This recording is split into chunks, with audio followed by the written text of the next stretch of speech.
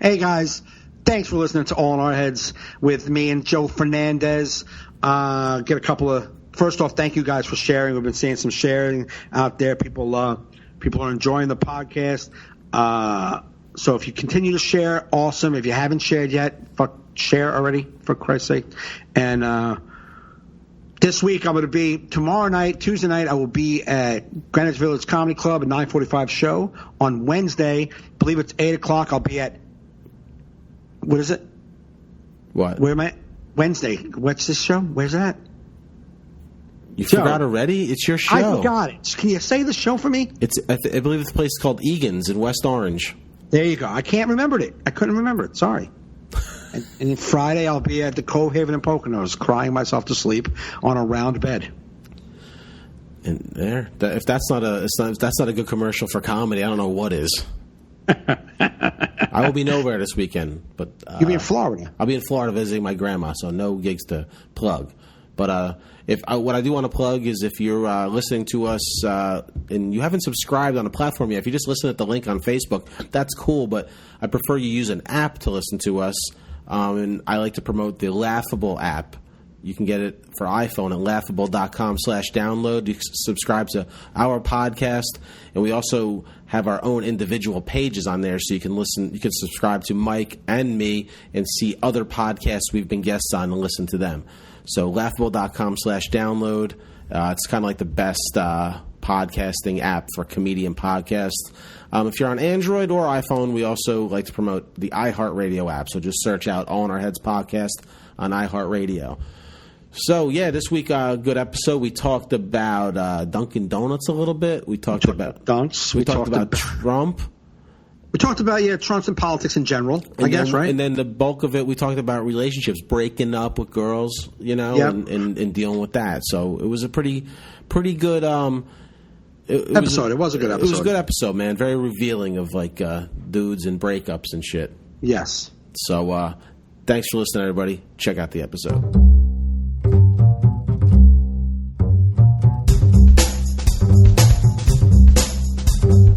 You're listening to All in Our Heads with Joe Fernandez and Mike Gaffney. Please enjoy the show.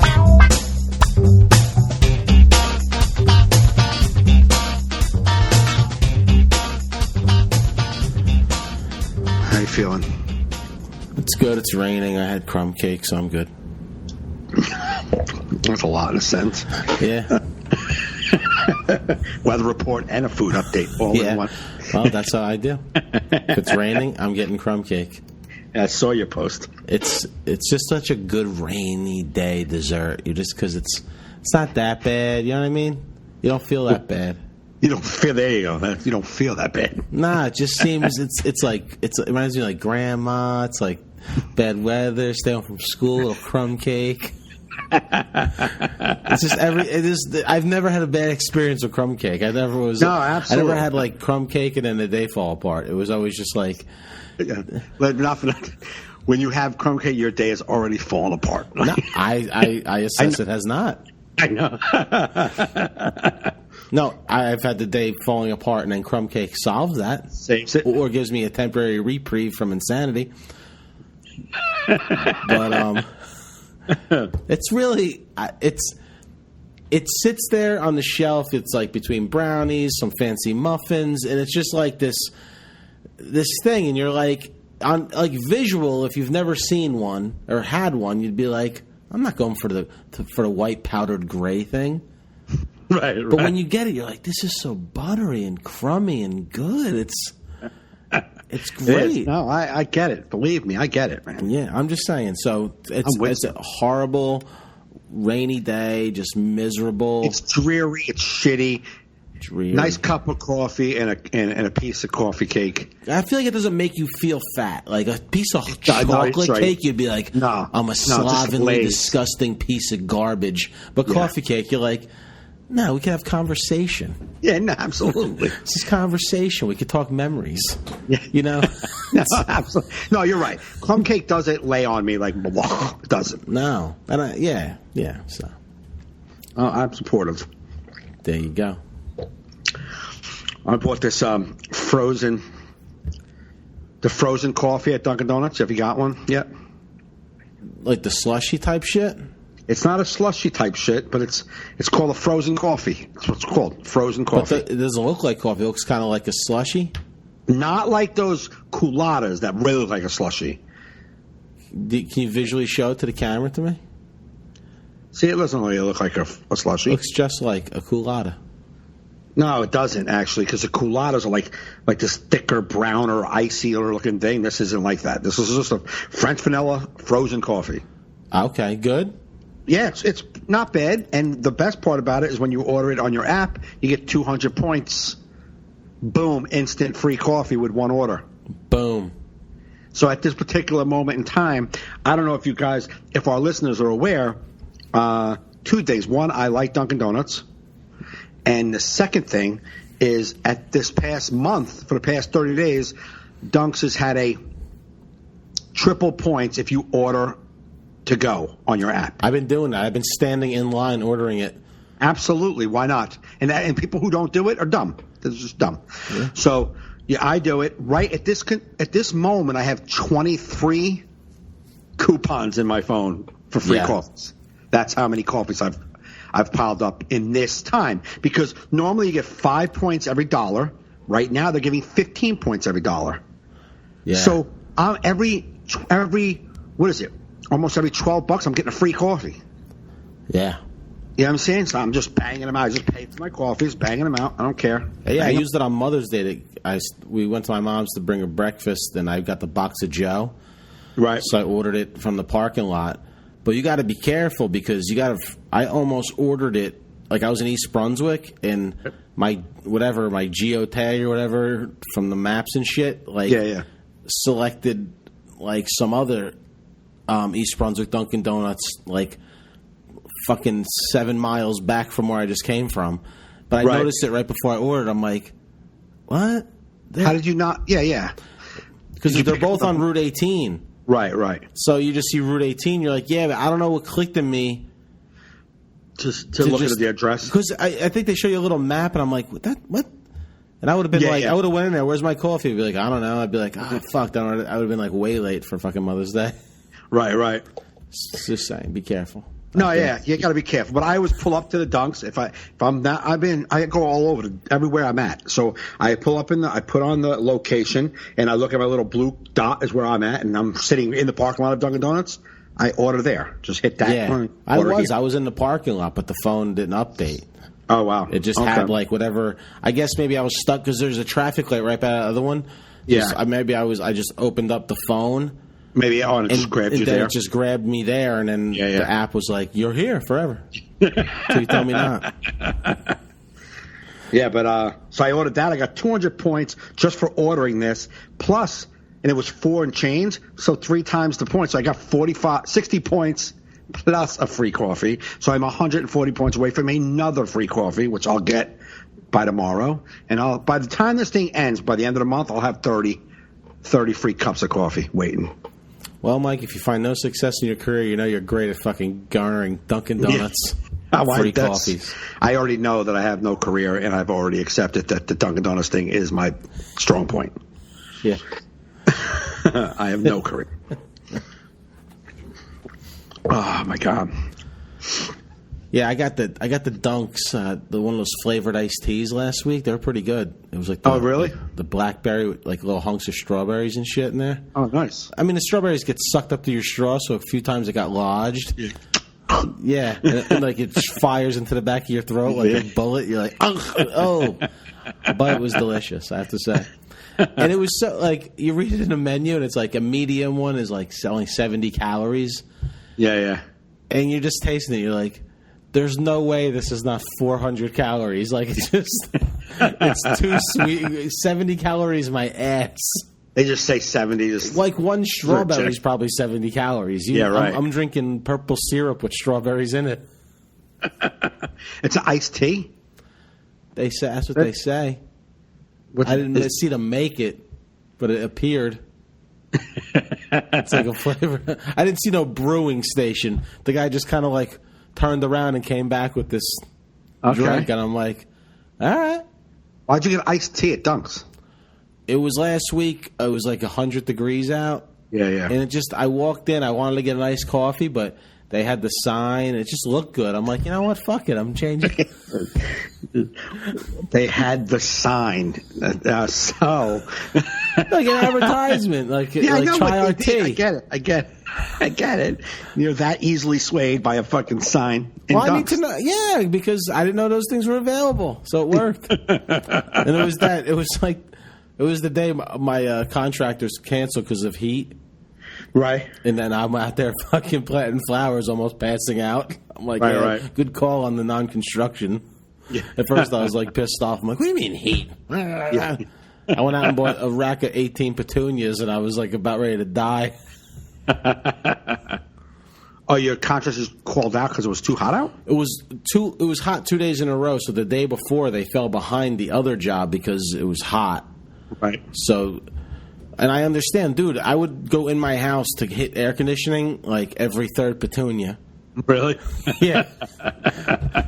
Then I'd do mulch and shit. I did the whole fucking thing. Right. I planted an azalea bush. I was fucking.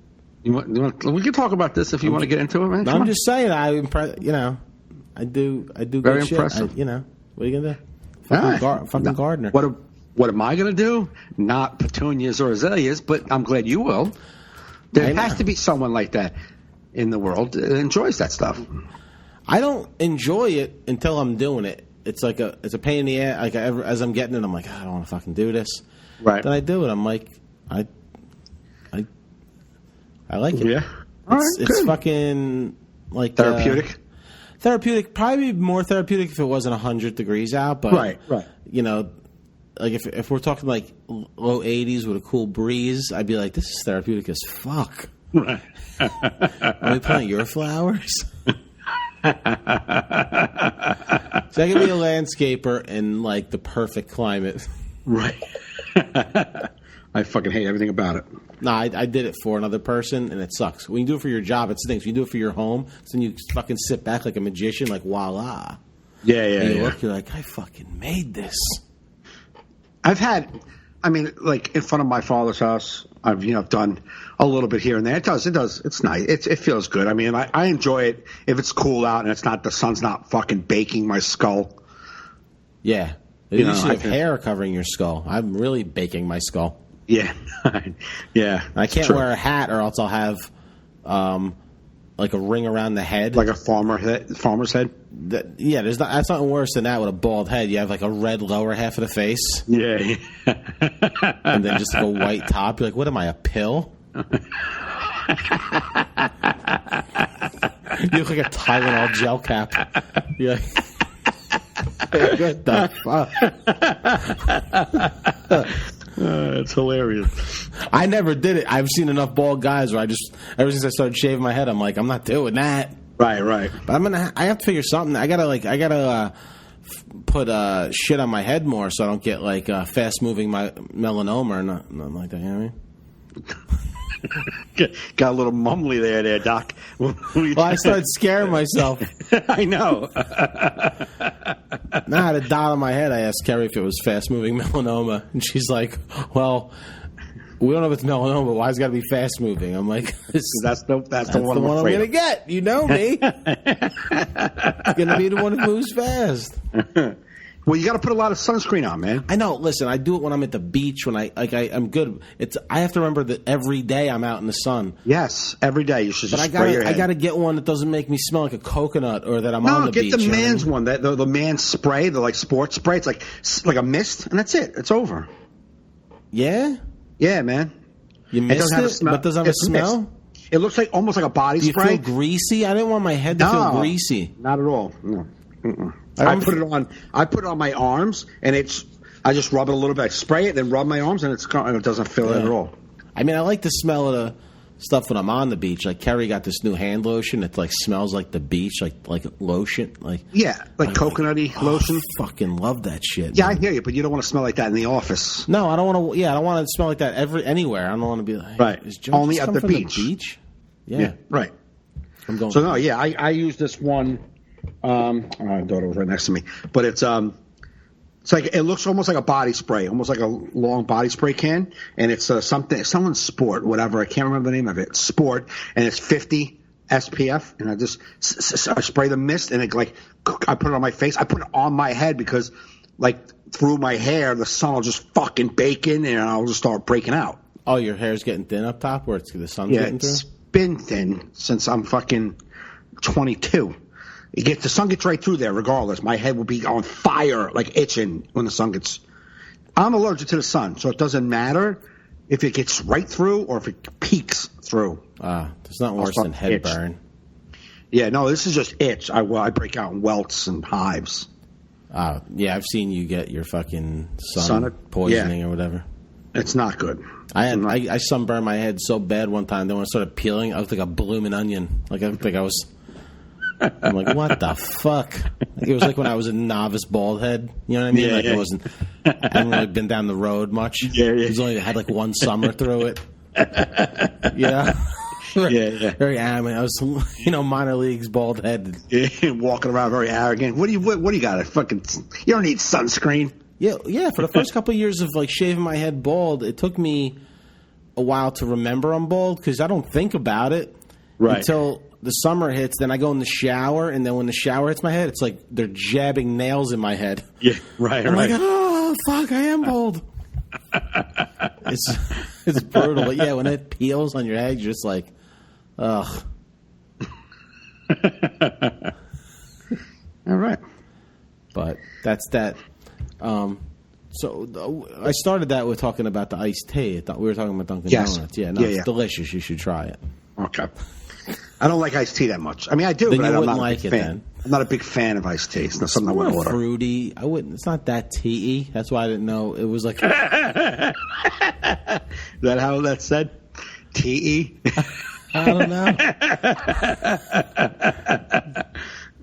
How would you say that? I don't know how to say it, but I'm pretty sure. No, there's no way to say it. That's just the only way to do it would be that way. There's no real way to say it. It's very tea-y.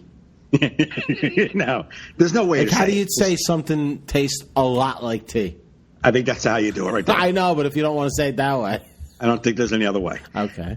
Not like legitimately. Like you're not going to find it if you Google it. That's for sure. It doesn't taste a lot like tea. Yeah. There you go. It doesn't taste extra.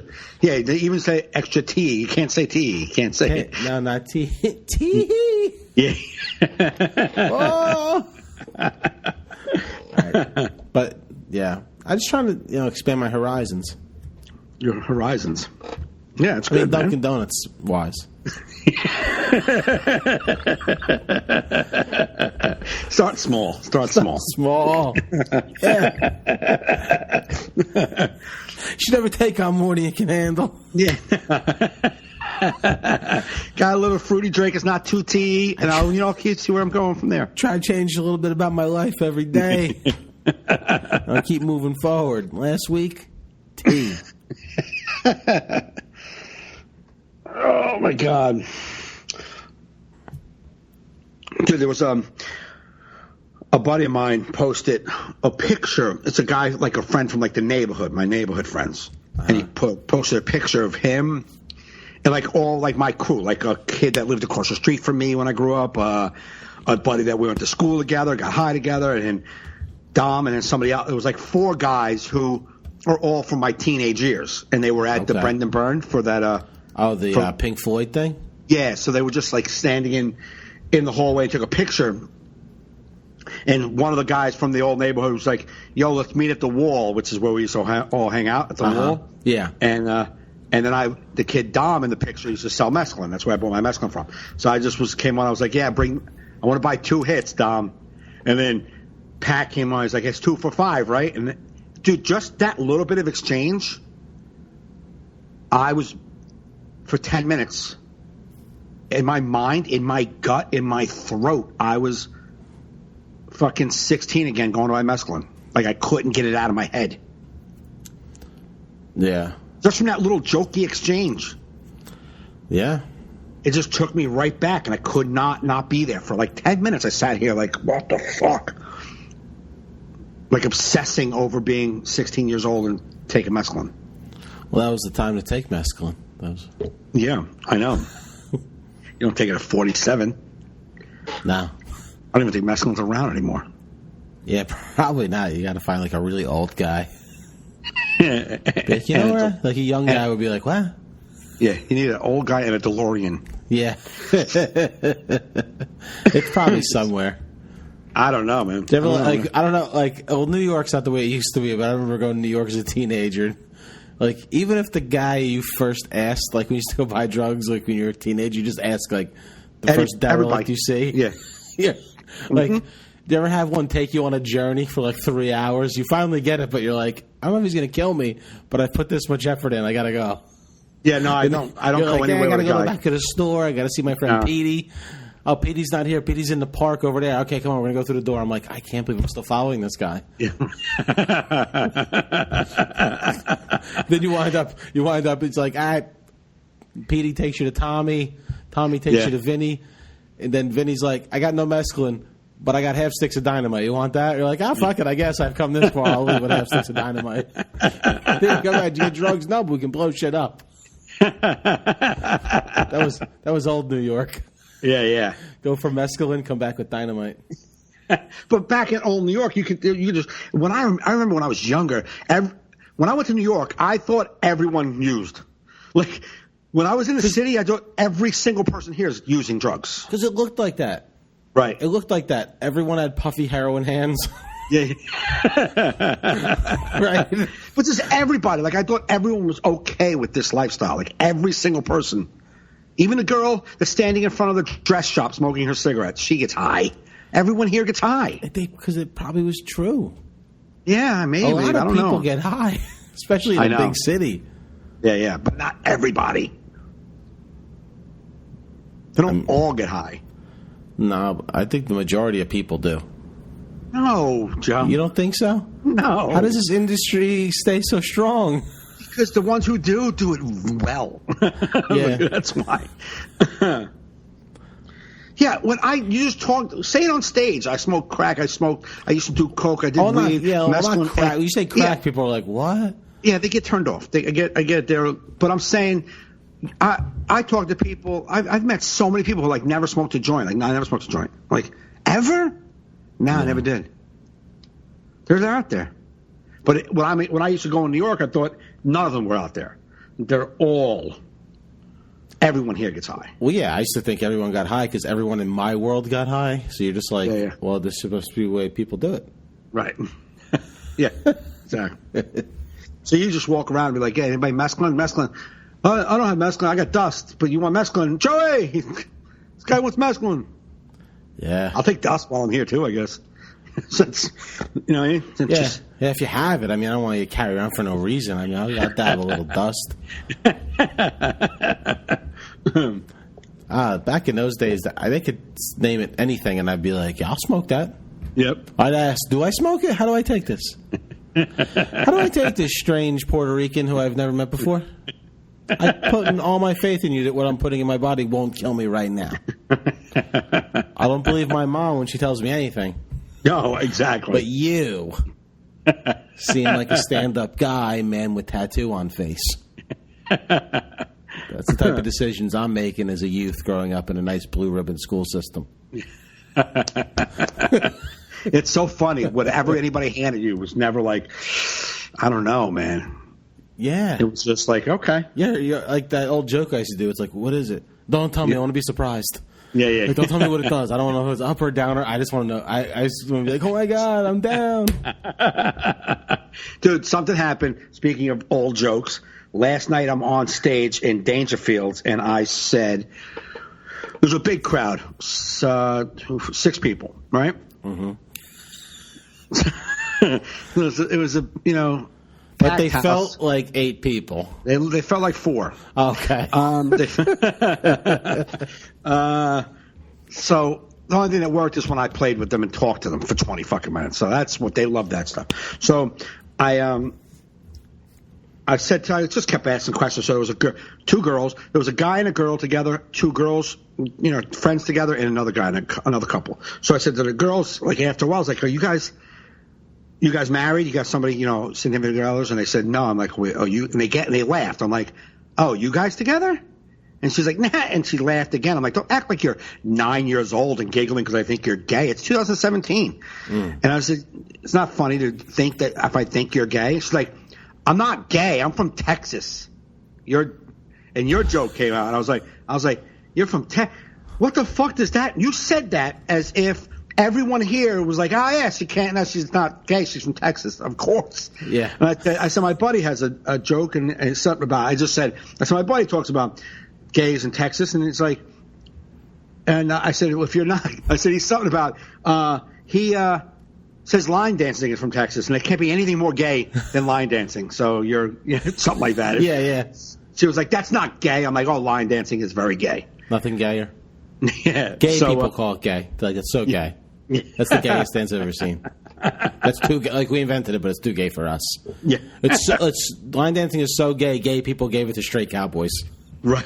They're like, you can own it. Yeah. You don't have to say where you got it from. Yeah. It's all you. We're gonna go back to voguing. Bye. Yeah. So she just said it out loud. Like, I'm not gay. I'm from Texas. I'm like, why do you think she said it like as if you Google Texas gay, that's the first thing that comes up? Absolutely not. She's from Texas. She's not gay. What are you talking about? They're closeted gays. So then I just kept joking around. Like, the one couple was a very good looking couple, and one of the girls was from Russia, and she was attractive. And I said, "What's her name?" She's like, Irina. I didn't say that fucking Russian accent. She's like, Irina. And I was like, oh, no. That was a Russian accent you just did there? It's just like with this sexy accent. And I was like, oh, you're fucking sexy Russian. And like, you good looking couple. You fucking. And I'm like, oh my God, this is so much going to go on in my mind. I'm not even going to need to put my computer on. You're all going to be there. I said, you, the girl who's from Texas who's not gay, tonight, Irina is fucking the shit out of you in my mind, just so you know. You will be gay as shit tonight in my mind. Yeah, it was just funny how she said that. I was like, somebody said, is that how your joke came out? Somebody said I'm from. Yeah, it's a true story. Cause I was doing the gay. You know, that whole joke is from true stories. Right. Because I did. I used to do the joke with my dad saying, would he gay? Right. So there was like a lumberjack guy that at a fundraiser that says, "I'll be your first." Right. So I wrote that joke right after that. Right. And then from doing that joke, then a woman said, there ain't no gay people where I'm from. And then I wrote that joke from that. Those are all from organic things that happened in shows. Right. And then on my show Saturday night, I did those jokes, and in the crowd was a hairless gay Filipino. No. Yeah. Yeah, the circle of life. I know. There we go. After the show, they invite me over like, Joe, come here. You have a hairless gay Filipino in the crowd. I'm like, all right. He high fives me. We hug. And they're like, I bet you've never seen that before. I'm like, actually, I have. I said, they're very abundant on the East Coast. And the guy goes, we are. I was like, I know. It was just the weirdest exchange because as it was coming out of my mouth, I was hoping he agreed with me because I'm like, did you just say that hairless gay Filipinos are abundant in New Jersey right in front of one? Yeah. Like, as it's coming out of my mouth, I start feeling like a bomb heat. Yeah. Oh. And then he agreed with me. I'm like, all right, I am right. The gay Filipino confirmed it. It's like, all right, relax, call me gay Filipino. Yeah. I love when gay people like my gay jokes because it validates it for me that I'm not being insulting. Right. Jessica Kierson validated those jokes for me when I opened for her one time. Yeah. I was like, oh, good. Right. I mean, because you never know. Right. Just like those, like the transgender joke, I've only done a few times on stage. I haven't really got it working yet. I feel like I want to call my friend who changed and be like, "Is this I'm going to send you a file of me doing this show. Insulting? Is this insulting? Because I don't want to be that. Right. Because I know regular people will laugh at that. That doesn't mean it's not insulting. Regular people will laugh at it because it's insulting. Right. Exactly. You're going to get that laugh. You don't want that laugh. Yeah. Because in my eyes, I'm not going to do the joke on the podcast. In my eyes, it's such a, it's not insulting, Right. And I feel like, hey, if you want to be equals, then you should be up for ridicule too. Right, absolutely. You know, and I'm not even ridiculing them. I'm just making a new character.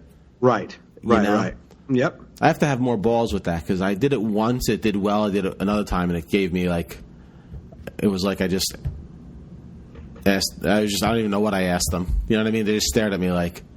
You're like, so 9/11, that was good, right? Yeah. No. They're staring at me. I'm like, okay, then we're gonna go over here now. Is the mic staying close so I can grab it and sweat and shit?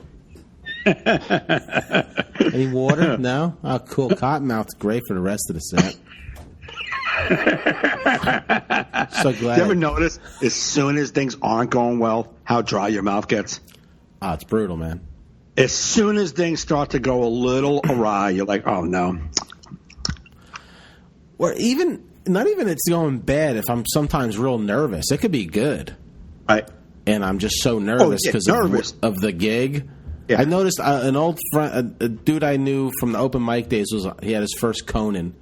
Okay. You know, when you perform with someone a lot, you know their tics. Right. And I saw him doing it. Yeah. Now, he was doing great, but you could tell it was nerves. That was some cottonmouth nerves. Yeah. And that's now I've gotten cottonmouth nerves like doing like a showcase, and recently I've learned to acknowledge it in my mind, like this is what's happening. You're nervous, right? And like I don't know if it's just I change my pace for a second and try to calm down and just be in the moment, just for a second. Yeah. And for some reason that kind of like reverses the mouth from drying up so much. Oh no, I've totally incorporated that. When I'm nervous, I go slower and more methodical. Where I used to be like, "Hey, yeah, I know." And they're like, "What? What did he say?" I'm trying to get through this bomb as fast as possible. I think he said goodnight already. Yeah, he's trying to. I was listening to this. You know, Fred Stoller, that old '80s. He was like an '80s comic. But he did a lot of like character acting in like Seinfeld and stuff. Yes. Mm-hmm. I heard an interview where he was talking about, you know, he didn't care. He didn't love stand up, even though he had some success with it. He wanted to be more like a character actor. He goes, I didn't love stand up. My favorite part was getting the light. Yeah. Is that the guy who was in Dumb and Dumber knocking on the phone booth? I think so. It's like skinny, nerdy guy. Skinny, nerdy. He's like, knocking on the phone. He was like, me, other people, you think? And the guy turns like, ooh, he turned his back at me. Ooh, I'm mad. I kind of liked it. He's like, dude, he's so funny as an interview, man. Was he really? He was trying to, he was talking about writing, his biography for, for publishers, and they're like, there's not enough sex in the story. He's like, I know, I want more too. No, they go, yeah, we need more sex. He's like, I agree. But when he said my favorite part is getting the light, I lost it.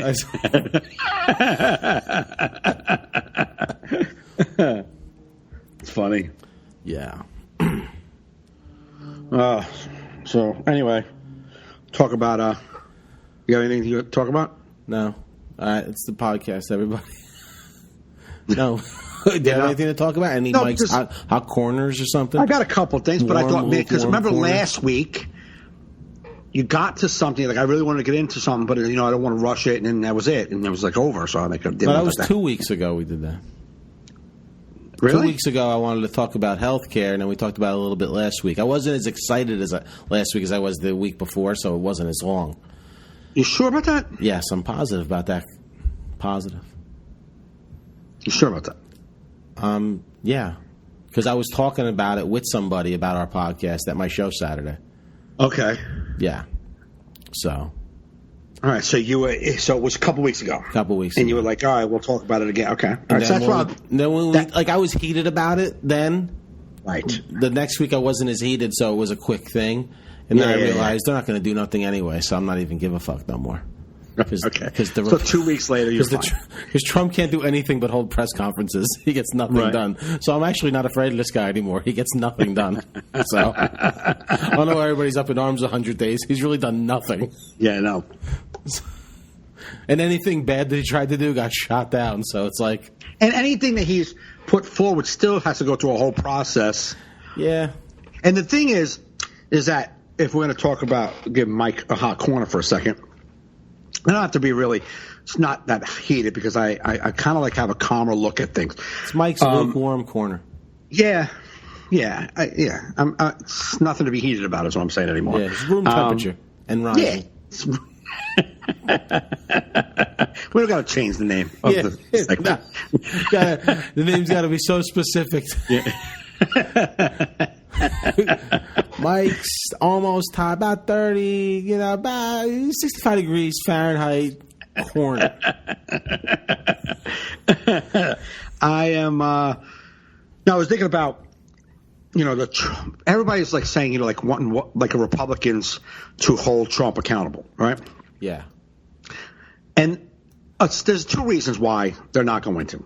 One is they have an agenda that they need to get pushed through themselves. So they're hoping that all this shit will just go away so they can get their shit done. Right. That's number one. But the other reason is because all of Trump's voters don't care about anything. They believe everything he's telling them. They believe every single thing that comes out of Trump's mouth. Like if Trump passed a law today that makes everybody owns a car, got to pay $1,000 extra a year for their car, and it passed, every Trump voter would be like, oh, the Democrats pushed that through. They fucking sandbagged them and put that in there. And he would say, oh, it was just part of the provisions that the Democrats held me to, and they would buy it. They would just buy it. So they're never going to not like Trump. Right. So since the voters aren't turning on Trump, the Republican congressmen and the senators, they don't have to because their voters are still going to vote for them. Right. Once their voters are unhappy, if the Republican voters and the Trump voters start going, hey, wait a minute, this is bullshit what's happening, then the Republicans have to do something because they want to win votes because although Trump is going to suck and get impeached, they still want to stick around. They want their jobs. Yeah. But right now, since Trump's voters aren't going anywhere and they're going to vote for Republicans all the way to the end, why would the Republicans stand up? Why would they have to? Yeah. Oh, they have crazy Trump? Fuck it. Who cares? We're going to keep winning elections, and in 8 years from now, Trump's going to go away, and we all still want to be around. So they're not going anywhere until their voters hold them accountable, and Trump's voters are never going to do that. So this You know what I mean? This whole ruckus about Trump, everything he does, unless he totally implodes on national television where they see it and there's no choice but to arrest him and impeach him. There's just no choice. Mm-hmm. He's going nowhere. No. He's going nowhere. So he's not going anywhere. And so I had received this Democratic, I don't know if you're a registered Democrat or Republican? I'm not registered anything. Okay. So I registered Democrat. I was Democrat when I first started, and then when I moved to Maywood, my father made me turn to Republican because he was running under the Republican ticket. But I always voted however I wanted to vote. Right. But I changed. I just don't even want the name on my fucking life, a Republican. So I got a Democratic survey, and it was like asking me questions and what do we think we should need to focus on. And I wrote in there, the Democrats need to shut the fuck up about a lot of things and start listening to what Trump supporters saw in Trump. You have to acknowledge that some of the things they saw in Trump are real. Right. And fucking address them. You can't blow them all off like, they were lied to. Yes, they were lied to, but there's some things in them that they bought for a reason. You know what I'm saying? They bought it for a reason, so you got to at least look in there and go, what the fuck? Besides the racist shit that's going on. They just voted against establishment. Which was They were going to vote against... Right, but that's why you can't change their mind, because they didn't vote for any ideology. They voted against against history. Right. So, knowing that, you got to go in on that tip. You have to stay with what's been working for them. Like, we too want to change the system. Like, fucking Trump and the Republicans are lying to their people. They're not changing shit. They're reaping the benefits of a fucking corrupt system. They're not going to change it. Right. So, lie. fucking tell them the same thing. Yeah, we're going to go in there and rattle some cages too. We're going to drain the swamp. Tell them what they want to hear. Yeah, no, I agree. You got to acknowledge what they voted for. You have to acknowledge that and say, all right, maybe we don't 100% agree with these fucking monkeys, but we need to at least try to reach over and grab their hand and try to understand where they're coming from. You just can't be like they're fucking all retarded. Because it's just that's what Trump is doing. He's just talking to the retards and fuck everybody else who hated him. And then the Democrats are just going to go for all the people who love them. That's already been divided. We're dividing the world. And his Republicans and Trump voters hate anybody who is against Trump. They take everything that's you say against Trump personal. Yeah. So you can't act like you're against everything Trump is for. You got to act like some of that stuff makes sense. It's very hard. Yeah, I know. But that's if you want to win fucking the next election, you can't say that they're all stupid because they'll vote even harder because they think if you call Trump a piece of shit, they feel like they're a piece of shit too. If you call Trump stupid and his fucking ideals and ideas dumb, they feel that we're not dumb. If you say Trump's a criminal, no, we're not criminals. So it's like they take everything you say about Trump personal. That's how you think he can do what he did on television, the things he says on TV, and for them not to go, ugh, sorry, people, that guy just said some dumb shit. They're like, nah, you know what he meant by that? I just took what his words said. I didn't know he had a fucking secret meaning for the retard club. Like, can't it just be what he said? Like today when he said to Israel and to Netanyahu, it was like, I never mentioned Israel. Did you see that? Yeah, I didn't read it. I saw like a headline.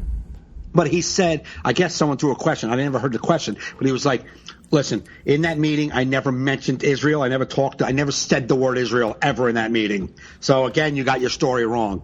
It's like, no one ever said he did say Israel. You know that, right? They never said he said Israel. They said that he gave enough information that anyone really smart in the intelligence world would be able to figure out where it came from. That's all they said. That's like if I was like, I'm not going to tell you where I was at, but I saw the Empire State Building, Statue of Liberty. I was on the West Side Highway. And you're like, were you in New York City? Dude, I'm not telling you where I was, bro. Yeah. To the Freedom Tower. Were you in New York City? Dude, I did not say I was in New York City. It's like you just told us everything else. So that's what Trump did. He told them everything, and anybody really smart could have figured out where the intelligence came from. No one said he said Israel. And he went today and was like, hey, guys, I never said Israel. Like, so true. So true. Believe me, I did not say it. Believe me. I did never said Israel. My intelligence is better than your intelligence because it's from my intelligent brain. Believe me, I bought it in China.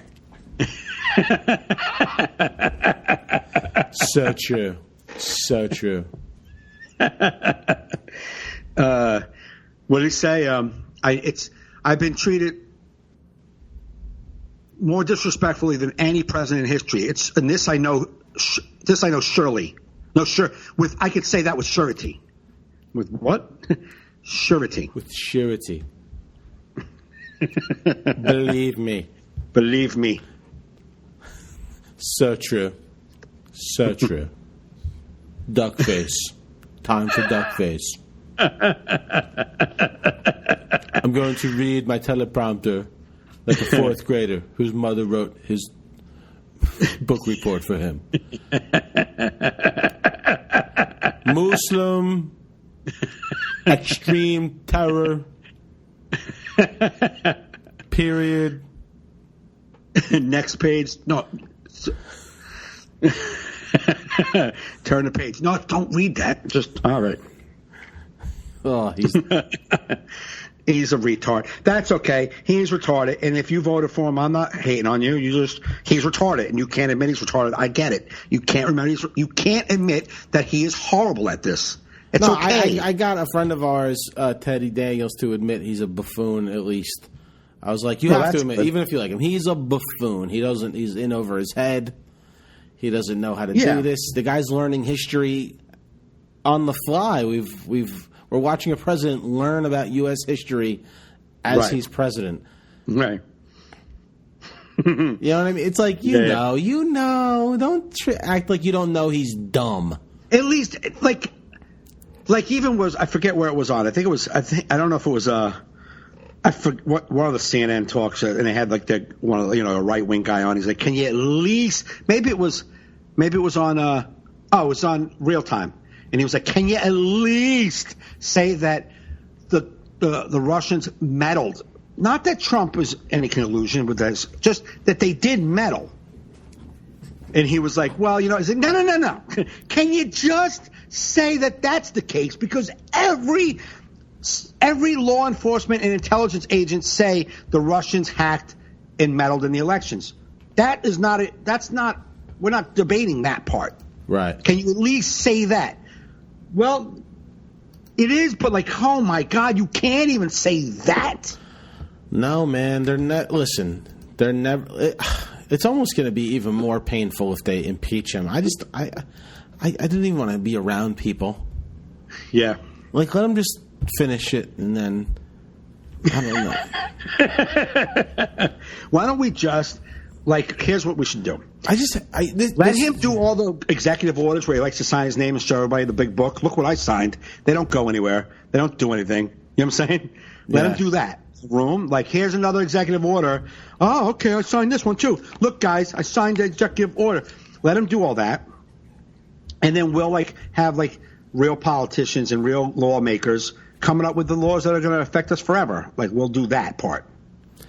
Do you ever see those GIFs where they have him writing the executive orders and showing the drawings? Yeah. The one the other day had me howling, and I reshared it. Nobody liked it. It was he opens the book. It says impeach. He crosses out I am, draws a peach. But peach is spelled Peech. I was just like, oh. That is the funniest. How is this not viral? I liked your joke today. My favorite. Did you have to take it down yet? Did anybody get any? Somebody said something, but it wasn't bad. Yeah, what's your favorite Michael Flynn quote? Yeah, that was hilarious. Mine is, if you're not guilty, you don't have to plead the fifth. Yeah. Pretty funny. And then somebody said, that's what lawyers tell you to do. So then I posted, oh, true, but, you're probably guilty, according to Mr. President. And then I posted a clip of Trump saying it. Trump saying, if you plead the fifth, you're probably guilty. It's like, oh, okay. Right. Well, it can't just be true for your people. Yep. It can't just be true when they're talking about. Then he goes, yeah, well, if I want Hillary in prison, it's like they can never argue a point without saying, yeah, but you guys, okay, all right, but you guys said we were failures for ignoring how corrupt she is, and that we should have realized it. So you're being like we are. You're doing what we did. You're ignoring a criminal. Yep. Oh, no, not until just the media. The biased media. Come on, dude. There's more than the biased media is making. It's like when OJ killed his wife, right? Do you know how much pre-knowledge of OJ's night the cops who were going to plant this murder had to know? First of all, they had to know that OJ was going to wake up late for his limo. They would have to know that OJ was going to cut his hand.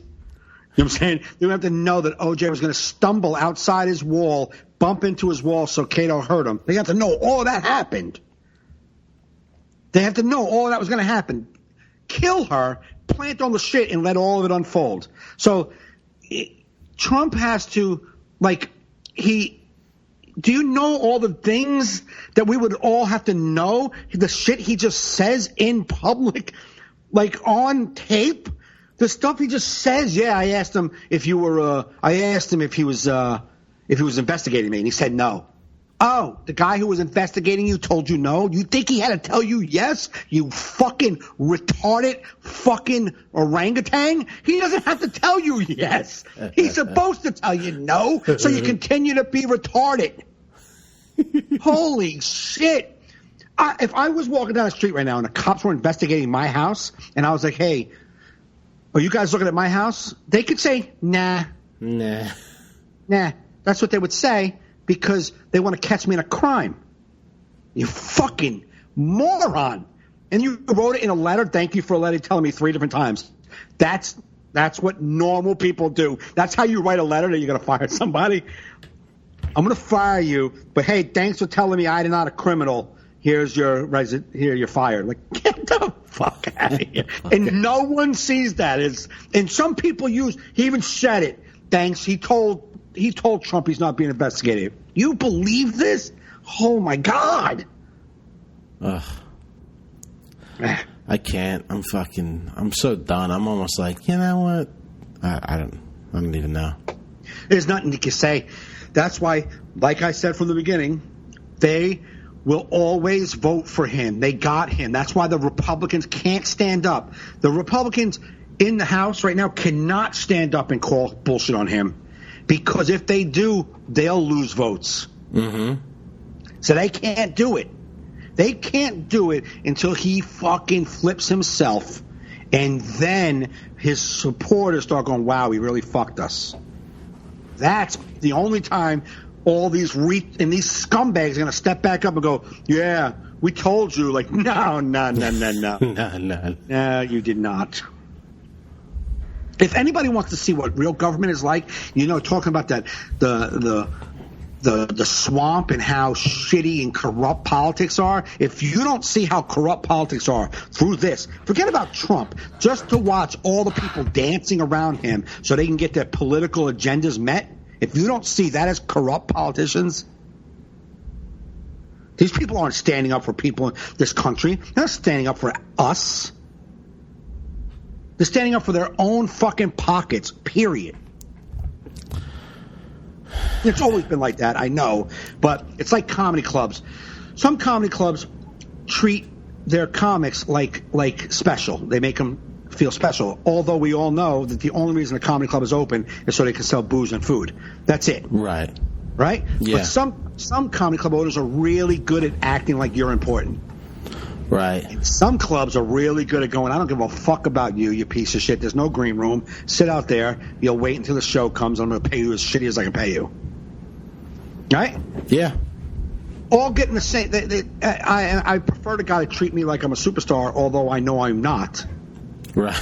You know what I'm saying? So I'd rather Obama, who can talk to me like he cares about me, and you could say he doesn't, but I feel he does. Or you can talk a group of people who are clearly saying, the whole American people, we don't give a fuck about your desires or your concerns, man. We don't care. And that's what we got right now. A bunch of comedy club owners who don't give a fuck about the comics.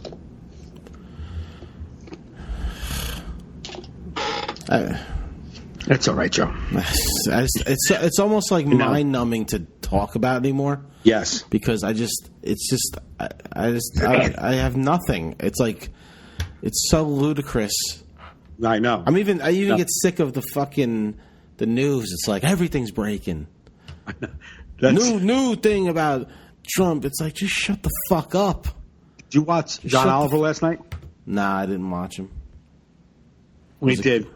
He did a whole thing about, this past week. He goes, this is, last week tonight with John Oliver. And he's like, we're going to cover last week. And he went on from Monday, Tuesday, Wednesday, and how crazy it was. Mm-hmm. And it took the whole show. You know how he usually has 3 segments? Yeah. He had 1 segment, and then he came out, and he was like, tonight I was going to talk about the TSA. And he shows a picture of the TSA. He's like, he goes, I had a lot of stuff to talk about. We only have 3 minutes left. So I'm just going to go over it. And he goes over in 3 minutes, like this real quick. He's like, like a graph. He's like, that graph means nothing. This graph was going to say how that other graph meant nothing. He just kept going for 3 minutes. Yep. It was really funny. It was really funny. But he had no choice. But the week was so exhausting that the whole episode had to be about the week. Yeah, I'm exhausted. I'm over it. And you know what? I just want to get to a point I just want to get to a point where I don't care. Where shit's just going on, and the people that are going to stop the bad criminal politicians Kinda are like doing you their were thing. when- I just want to kinda- tap out of the news. I want to tap out.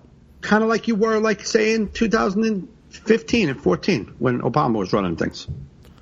Were you ever really overly concerned about stuff? No. Yeah. I just got to And tap nobody out. else was either. But nobody else was either. Like, even all the right-wing fucking whack job Trump supporters, even when Obama was in there, did they have negative things to say about Obama, but their news feeds weren't clogged with political fucking links. You know what I mean? Yeah, it's just So it's tiring. yeah, it's exhausting. It's tiring because it doesn't do anything. I wouldn't be shocked if this fucking investigation to Trump doesn't even come to fruition for 3 years. Right? Who knows? Yeah. Yeah, I don't. And I always want to post this. Like, I'm not concerned about the collusion part of it. I mean, because he's already elected. I clearly can't understand how before the election people weren't like, his supporters weren't like, wait a minute, he has dealings with Russia. Everybody's in his group kind of like benefits from Russian money. Like, I don't know why they didn't say any of that, but they didn't, and they didn't give a fuck. They voted for him anyhow. So the collusion part, I don't really concern myself with. I don't. If that gets him out faster, that's the only reason I support it. Yeah. You know what I'm saying? That's the only reason I support it. I just think that he's a fuck up in every which way, shape, and form, and his supporters will never admit that. So you're going to go nowhere with it. Yeah. Yep. It's fuck Anyway. them. Fuck them. Fuck them. Fuck politics. Fucking politics. Makes my eyes heavy. Makes my eyes heavy. How was your weekend at shows? Yeah. It was okay. Friday was like a chatty broad in the front, and they didn't get rid of her for like the first 18 minutes of my set. So I kind of sucked for about 18 minutes. And then the last 12, were better. And then Saturday's show, I was trying to tape, and every time I try to tape, like a clean 25, 30-minute set, and I'm clean, but it's not the clean part. It's when I try to tape specific material because I want to gear it towards either cruises or, corporate type of events. When I try to do it in a setting that's not made for it, Yeah. I always get myself robotic and not organic. I feel like because I have an agenda. Let me tape this stuff I want to tape, even though I don't want it. It's like it never feels good. Yeah, I feel like whenever you plan to do things, it always comes out robotic. Yeah, and it's just like so I did like 15, 16, maybe 18 minutes again of that kind of stuff, and I was just like, I was like in the middle. I was like, I don't care. I don't care. And then I just went off and became myself again towards the end. Yeah. It's just so overall it wasn't that fun, and I haven't really talked about being like, I don't talk about like personal stuff like girlfriends or people I date. Right. Yeah, I mean, it's not the thing. I don't talk about stuff like that. And especially, I'm not very public about being in relationships until the relationship becomes a relationship. So if I'm seeing somebody for a couple of weeks, couple of months, I don't make it public. And it's not because I'm trying to play the field and like keep my options open. I'm not that kind of guy. I've never done that before. I'm not going to start now at 47 years old. Yeah, I don't think you've ever had a Facebook official relationship ever. Except for Bronco. Oh, you had a Facebook like Mike and Bronco, or yeah, I never said Bronco. I just said I was in a relationship. Oh, in a relationship, not with who? No. So you couldn't commit that far. You're like, I'll tell you I'm in a relationship, but I'm tagging nobody. Yeah, and you don't see who it is. She's in every picture with me. You know what I'm saying? Like, who are you in a relationship with? But that's how you can't commit. You can't even commit to adding the name. Yeah, no, I couldn't do that. I love you, babe, but I'm gonna let everybody know who you are. I'll let everybody know I'm taken, but by who in 6 months? Yeah. First 6 months, I can add that I'm taken. 1 year is when they find out by who. Absolutely. I probably would have made that. I mean, my profile pic was one of us like in front of a tree. I mean, everybody knows who the girl was, you know what I'm saying, at the time. Yeah. It's just, and I was the first person I ever changed my status to in a relationship with. I never did that before or since, and nor will I. It's staying single until I get married, and that's not going to happen. So let's just stay single for a long time. The weird people to put it's complicated. It's like drama much. Really? Drama. It's complicated. Is it? You're complicated. How complicated is it? You know how complicated it didn't have to be? You going into your settings and switching to it's complicated. The fact that you put that showed me you're the complicated one in this relationship. Exactly. You're the asshole. Absolutely. I am already on the other person's side. Yeah. You know what you couldn't, like when me and Bronco broke up, both of us went into our settings and just hid relationship statuses. Like hid the whole thing. Yeah. So you couldn't see, you know what I mean? When you come on someone's page, sometimes you don't see any relationship status, like at all. They single, together. Yeah. So we decided, like we broke up, we were like, that's what I did. And she happened to do the same thing. I'm like, not going from relationship to single right now. I'm just going to hide this for a while until I'm ready to say I'm fucking single again. Right. You know what I'm saying? Yeah, I think mine says married, but not to who. Right. No, yeah. Because you know who if you're close to me. Yeah, and if you don't know, you just look around. Yeah, every once in a while we'll take a picture together. You're going to see pictures of me and her out with the wife, and we're sitting over a fucking... She approves about every 5,000th picture we take together. That's why I get like 2 a year from her, me and her together. So, I was seeing somebody for a couple of months, and it ended this weekend. So along with the shitty shows, that ended as well. And it sucks because you know me. It's very hard for me to find someone that I'm into. It's just very hard. Yeah. They don't make men like that these days.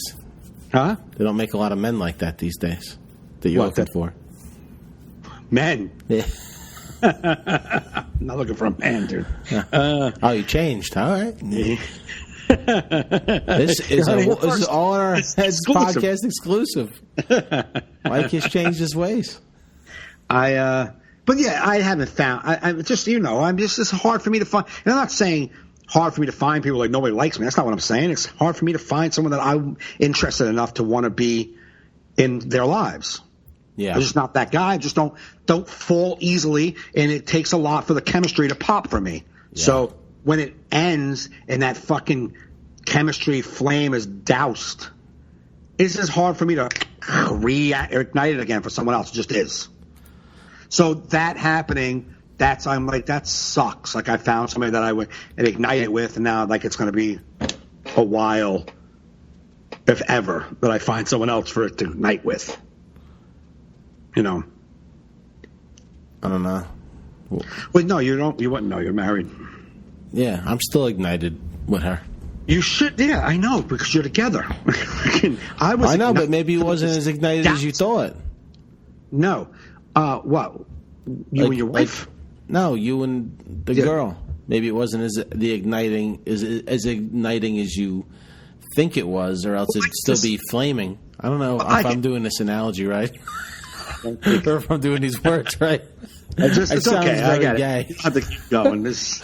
You're very flaming heart of beating flames, and we're not writing a fucking Valentine's Day card. I know how I feel about someone. I know that for me to make any effort, like to call someone, to text someone, to want to see them, doesn't happen a lot for me. And I'm not a guy, I don't fuck a girl and then not want to call her. I'm not saying that. I don't do that at all. It takes a lot for the chemistry inside of me to even want to pursue anyone. Yeah. So by me, if I'm into you, I'm calling, I'm texting you, I'm sending stupid memes, and I want to spend time with you. That's how I am. And if any of those things are happening for someone, that person just needs to know that he must really like me because he makes this effort for no one. You send memes? Yeah, sometimes. Like not what? Memes. Not memes. I'm sorry. I meant emojis, not memes. Never memes. I was like, what the fuck is that? No. I meant emojis. Sorry. Oh. Slightly less gay, but not bad. A lot less gay. It is the I'm meme. going to search for a meme of Obama. What? I sent her memes. I thought she was the one. I searched out. I had nice memes with lakes and shit in the background. Nice poetry. A couple of them had hearts. One time I did one with Valentine's candy. That had every piece of candy would be something I would have said. It was almost like the meme was meant for us in a cosmic way, if you get my drift.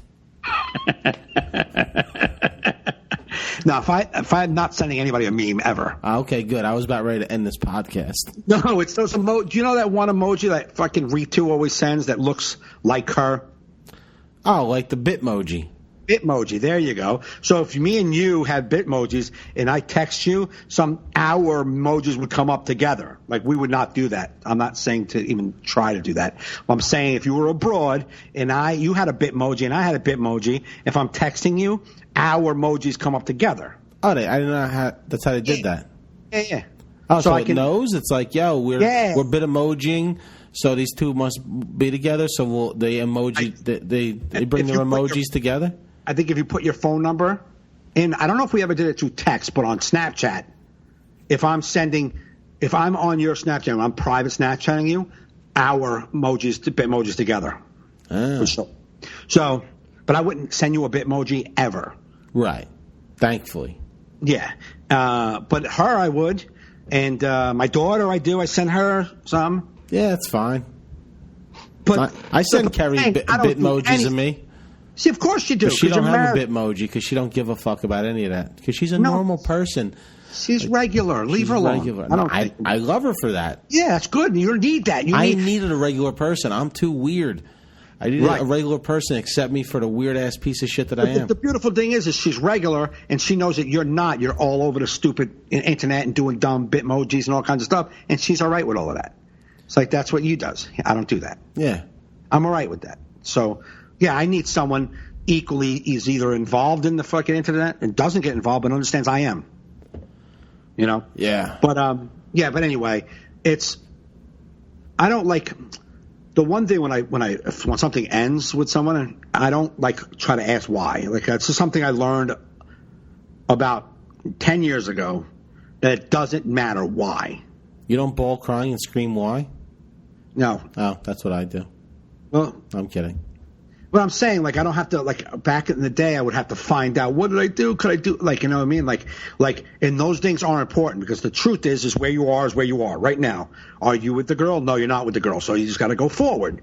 Yeah. Why we're here right now is nothing I can do about that. Right. You know, I just know in my heart that I cared about someone and that it's hard for me to care about someone. And now I'm like, back to clean slate again. And that's like, fuck me, man. And it sucks. I'm alone a lot. Yeah, it sucks when you care for someone and it's not reciprocated. Yeah, and I don't even know. It's just like, again, doesn't matter why, ask why. I don't now, just, it sucks. It sucks because, again, I don't find many people. Like anybody, like even my mom was like, oh, that sucks because you never find anybody. You know what I'm saying? Like, I don't. Yeah.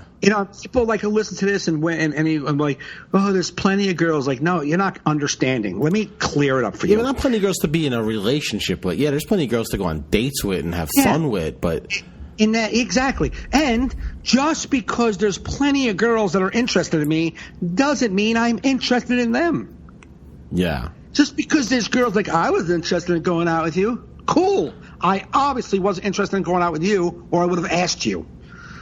You know what I'm saying? Right. Like, just because I like a lot of girls who don't like me back, girls, I'm not liking you back. If I haven't asked you out, I'm not shy at all. I would ask you out.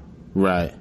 So just if you're hearing this, don't be like, oh, I guess I'm up again. No, you're not up again. No I know what you're saying, because the last committed relationship before Carrie was the girl I lived with. It was until Carrie, it was like 3 or 4 years. Right. I dated girls. I went on dates. I had flings with girls, but not like love. Right. And like really like find someone you really want to be with. Took 3 or 4 years to find someone that you like connect on like a good level with. You know what I mean? Mm-hmm.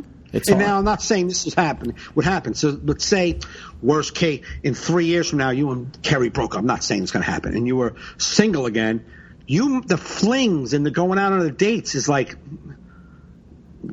unless I'm really like feeling like a little spark of like, wow, I don't want to go. Fuck out of here. I just don't want to. Nah, I'm very. I mean, historically, I have a hard time getting like healed from like breakups. Just Right. takes me longer than the average person. Right, I right. kind of like hole up in my place. I just kind of withdraw from the world. See, I'm not withdrawing. I'm really, unfortunately, I'm very used to being alone. Yeah. And I always say this also. I have my son and my daughter who I love very much. So, like, I'm never really ever alone. Yeah. I have these two guys who love the shit out of me. I can call my Right. daughter right now and be like, hey, you want to go out to get something to eat? And she's there. Right. You know what I mean? So I'm not really 100% alone. And I have good friends in my life. So I'm never really alone. Yeah. But the romantic side is it was nice. It was nice to have someone that I cared about and that I would hope cared about me. Like, it was nice. It was nice to have that. And that is such a rare thing for me to have that, and I don't, being that it's rare, it still has to work. I don't hold on to it because, oh my God, I never find anybody. Fuck that. No, you know what I'm can't. saying? No, Like, that's not good. No, I'm not that guy. But if it was something that was nice, I'm like, wow, that sucks because I never find any fucking thing that's great. So now I'm back into kind of a little heartbroken, but I didn't like today, even like with a rainy day, like I figured maybe I was gonna, like, I don't feel down at all. Like normally with a rainy day, nothing to do today. That would have been a perfect keep the lights out. You know what I mean? Take an Ambien. I haven't taken an Ambien in fucking a month and a half. Fuck it, take an Ambien and sleep away this sorrow. Yeah, I haven't felt that in a long. That's the worst. I think that's the worst feeling on the planet. Yeah. I felt it. I find it to be worse than someone dying.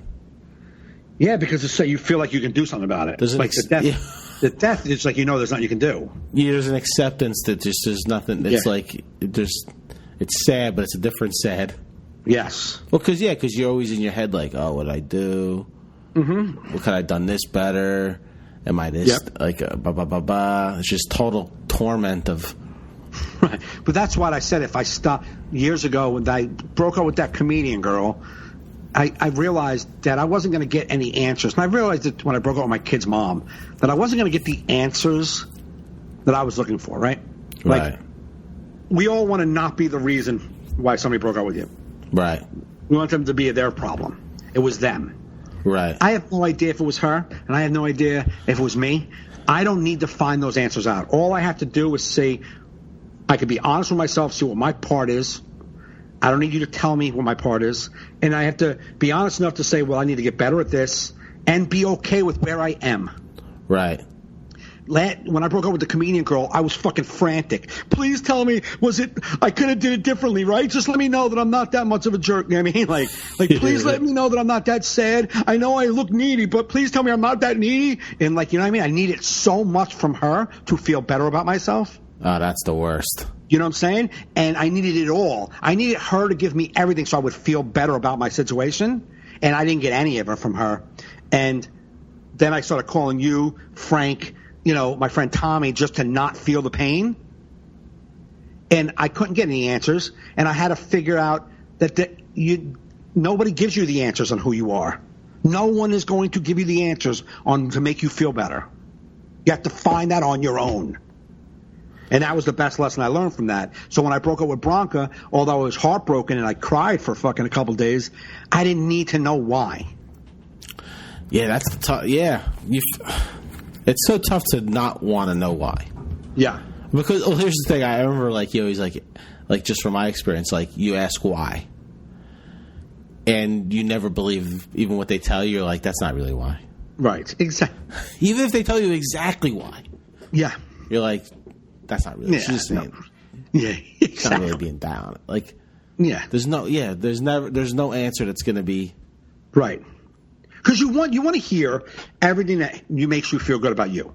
Right. Right? So, like, it wasn't you, Mike. It was me. I was going through some stuff, and you're the best guy ever. I'm so lucky to have you. You did everything perfect. That's what you want to hear? Yeah. So you can go on and be like, well, I know I'm good. Well, I do what I can. You're right? Bring on the next broad. Exactly. You know what I mean? Not like you don't want to hear like, well, you were a little too needy, you were clingy, and you look like you're going nowhere with your life. Your life is a big waste of time, and I don't know what's happening. Like, you don't want to hear any of that, right? Yeah. So you have to take away. I step away from a relationship, and I look back and go, well, what is mine? Okay, yes, I don't seem to have a lot going on, so I can own that, right? Yeah. I'm not the best bet financially in anybody's scenario. Right. I get that. I get that. So that's off-putting. You know what I'm saying? So I say, okay, I own that. Other than that, I'm a real good person. I'm very loving, very affectionate. I tell you I care about you. I am there for you. I'll help you pick shit up. I'll help you move a couch. I'll cook dinner for you. I'll go out to dinner with you. I'll take you places. I'll do all of those things. Yeah, maybe I suck in some other areas personally so I had to own that. That should be your headline for your online dating. I'll help you pick shit up. Yeah, and put it over there. And put it over. That's just what I was looking for. My last guy never picked up nothing for me. And if he did, he never put it over there. He always put it over there. Yeah. But he said he's going to put it over there. That's exactly where I want it. Susan, tell us about your new man. What's he do? He picks shit up for me. Where does he put it, though? Over there. Oh, he's so sweet. You got yourself a winner. Do I hear wedding bells? I don't know. Yeah, sometimes it's not. Sometimes breakups aren't anyone's exactly fault. Like the girl I lived with when we broke up. Like, you're upset. You're like, why? Then, like, in hindsight, you're like, you know what? We were young kids playing house. Right. We grew apart from each other, but we liked each other so much that we didn't know how to break up with each other. Yeah, you kind of fight that. I had to go. Like, I felt a pull of my life taking me somewhere, and she did with hers and what she wanted to do. But you're like, we knew we wouldn't be friends after this. Right. And then you're like, I'm just so used to you. And it's like when she was gone, I'm like, how do I not? Right. Like, what do I do? Right. But you're like, then you think, like, nobody did nothing to each other. Right. It just, the universe, it just wasn't where you're supposed to be. Absolutely. Now, when I was with the comedian girl, I think she was too young to be able to say that. Yeah. And also, that's how we were. Too young to say those things. Yes. So you just you have to make it something controversial, right? Like, or make it like, fuck it, I hate you, fucking hate you. You know what I'm saying? For it to work, for the breakup to work. Instead of saying, you know what, we're just moving on in two different directions. I'm just not interested in this anymore. We tried that. It was funny because I remember laying in bed. I'm like, I don't think I'm happy. She's like, me neither. I'm like, oh, good. We were like, wow. Like, we both said. But then you want to know why are you happy? Right. But then we split up. Then we couldn't handle it. Then we kind of got back together a little bit. Then she left again. Then then I'm like, why'd you leave? It's like, I thought you wanted me to leave. I do want to leave. It was just like, I did want you to leave, but you're saying it was me? Are you leaving because of me? Like, it's like, and then I don't care who. I don't know. It's just my perception. Whenever I broke up with anybody from like my first girlfriend in maybe like the 7th grade, that wasn't even really a girlfriend, just someone I met at the locker 3 times a day. Right. The most innocent relationship. Even when that ended, up until it's like I was like, man, they move on so much faster than me. Like it seemed like, and they got their life together. Like, hey, what's going on? How are you so? This was like before social media, and you see pictures that like may not be true. It was just like you just be like, I know. You see them walking, you're like, how are you not walking and crying? I thought you'd be walking and crying in the mall. How are you not missing me? Yeah, how you not? Yeah, how is there not one fucking phone call? Like, I've been dying to give to you every day and haven't. Are you fighting as much as I'm fighting with this over here? Or then you start getting in your head. You're like, maybe she's thinking about calling me, but she don't want to. Just like I don't want to. So I'm just gonna give her one call. She's like, why are you calling me? Oh, he thought it was gonna be this whole like I've been wanting to call you too. Then you call and you're like, she's like, what? You're like, I thought you weren't. I miss you. I know you miss me, but we're broken up. I know, but I'm sorry. Why don't you? Are you in pain? I need to know if you're in pain because I'm in pain. Can you at least tell me you're in pain? I'm in pain. And then they go, Then they tell you you're in pain. You're like, you're just saying that because I told you I was in pain. You're trying to make you... That's why ask why. That's why ask why. Because it doesn't matter. In your fucking head, you're going to break it down anyhow. So figure it out. Do you find it Be easier honest. to move on if you like go hook up with a couple broads? What? No, I don't do that. No, It's not my thing. It's just not my thing. Never been. no, it's not the thing, but it's like this thing to try. But I never did that. Wow. I did it. I remember the first time, and then like I felt like almost like I was cheating on her, even though we were broken up, and I was fully able to. And Right. I had to sleep with that girl like 5 or 6 times before I didn't feel guilty about it. That was big of you.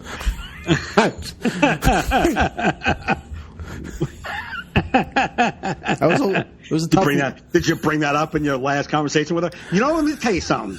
I had to sit with that girl 6 fucking times before I didn't think about you and feel bad.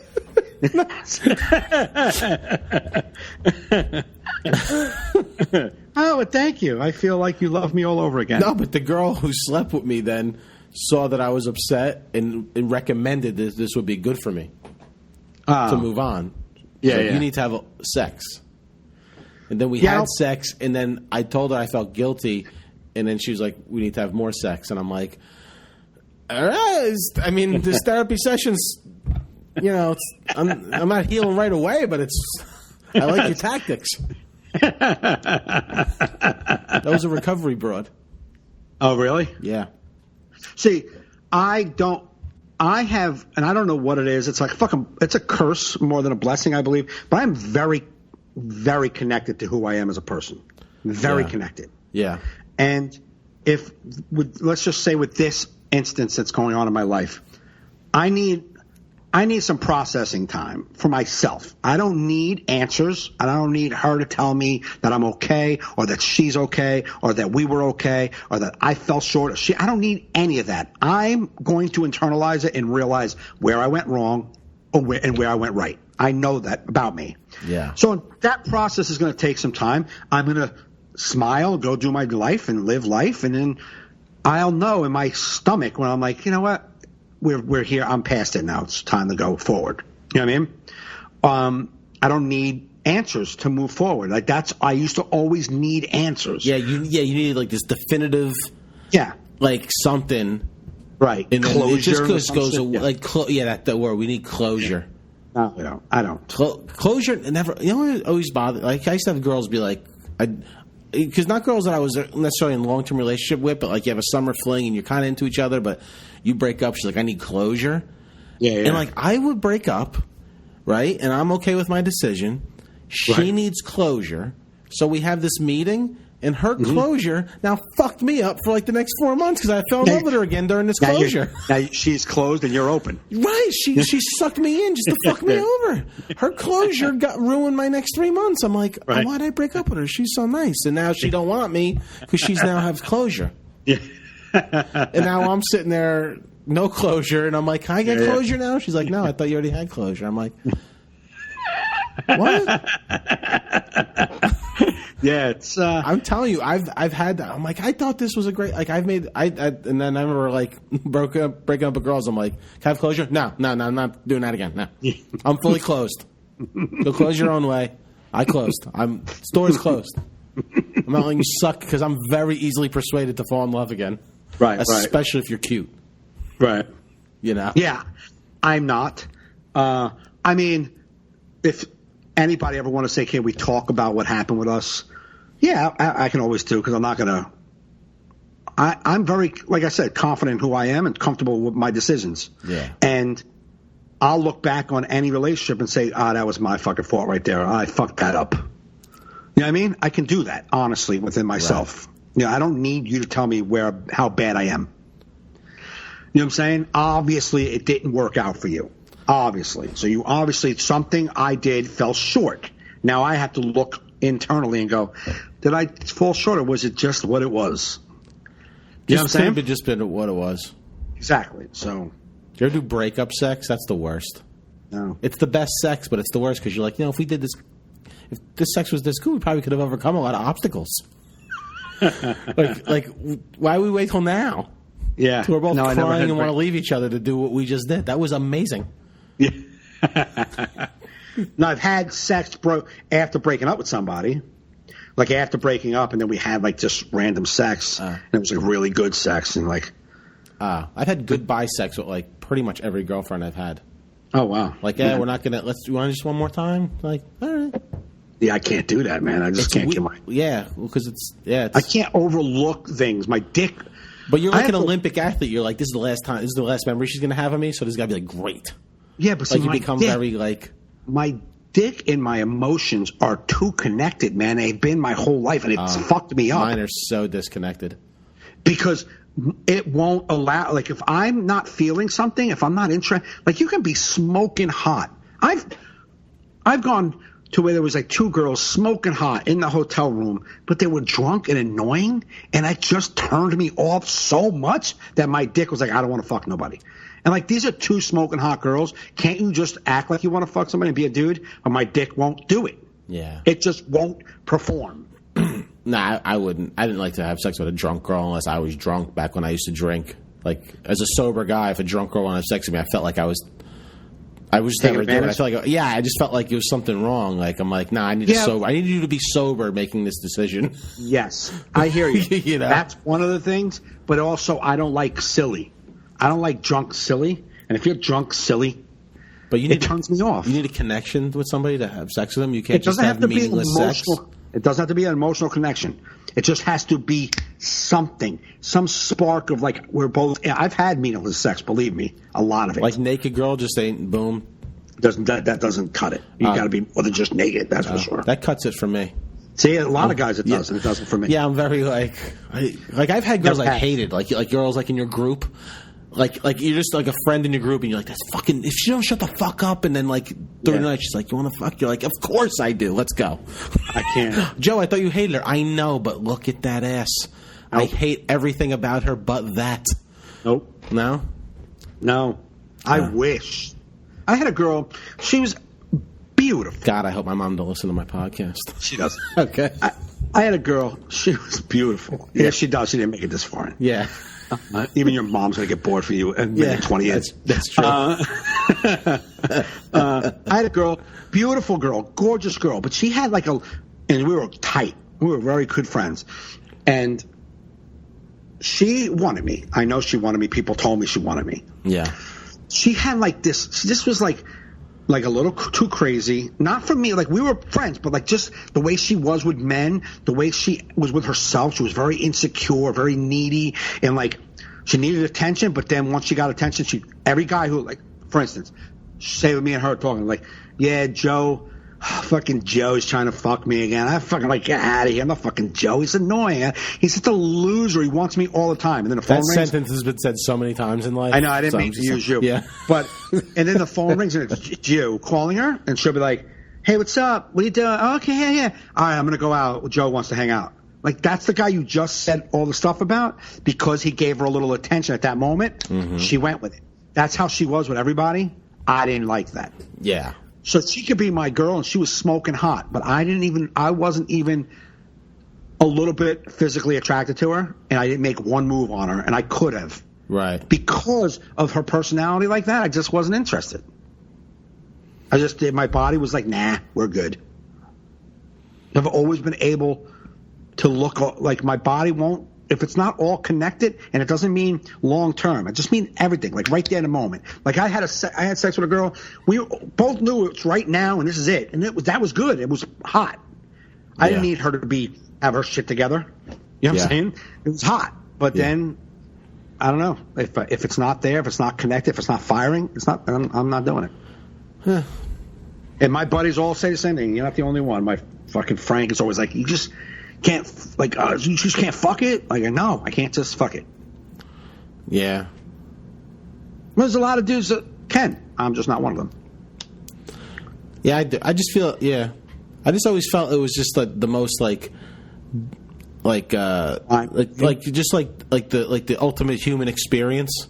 Yeah. That like when it's presented, you're just like as long as you're not, like I said, a drunk girl or some like, you know what I mean, some weird situation. But if you're just it's just a spontaneous vibe. You know, you're single. I just went with it, man. Right. I've I did some Yep. unsavory things. I hope your mom's listening now. I hope she is listening. I know my mom's not listening, so I'll say whatever the fuck I want. Yeah. I almost don't even want to remind myself of my past. Right. You know, I'm not ashamed of it, but you're like, nobody needs to really, you know. No, you don't need to relive it. Yeah, I don't have to put everything on the podcast.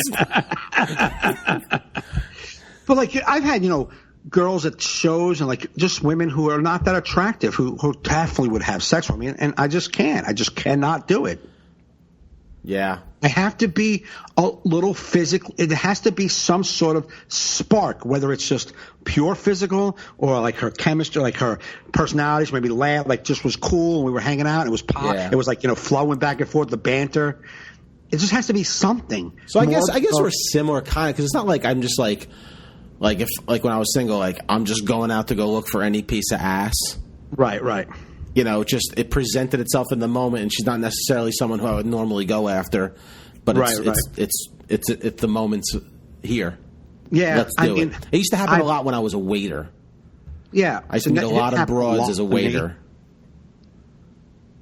I didn't meet a lot of broads, and the ones I did is because I put the vibe out. And if I didn't put the vibe out, if a regular random girl came up to me and I wasn't interested, I didn't put the vibe out for you. I'm not interested. Like, you want to go fuck in my apartment? I don't. So you knew a girl was into you if you were an IHOP waiter with that shitty apron they made you wear and you're smelling like old-fashioned syrup? Yeah. And she's like, what time do you get off? You're like, this is great. I think I would fuck you, Joe, if you smell like old-fashioned syrup. Maybe that's what I like. Like, I love Joe. He smells like pancakes. He smells like my grandma's house. Yeah. I thought I had game. Apparently I just smell like pancakes. Smell like buttermilk. Who doesn't crave pancakes? How many of those broads came back for seconds? Because once you have pancakes, like, I'm good. Some, yeah. Some, but most of them are like a full halfway through it and like, I don't want any more pancakes. That's the ultimate spot to pick up women as a waiter, because you just have all the game in the world. There's no stakes. Right. You can literally flirt with every damn table. Yeah. You know what is it? I'm just being flirt. I'm just being a waiter. I'm trying to get a tip. Yeah. You know what I mean? Because you're either getting a fat tip or you're getting laid. It was like, exactly. It was the best job, man. I went from that job to my career. It was tough to give it up. You're like, this is great. Right.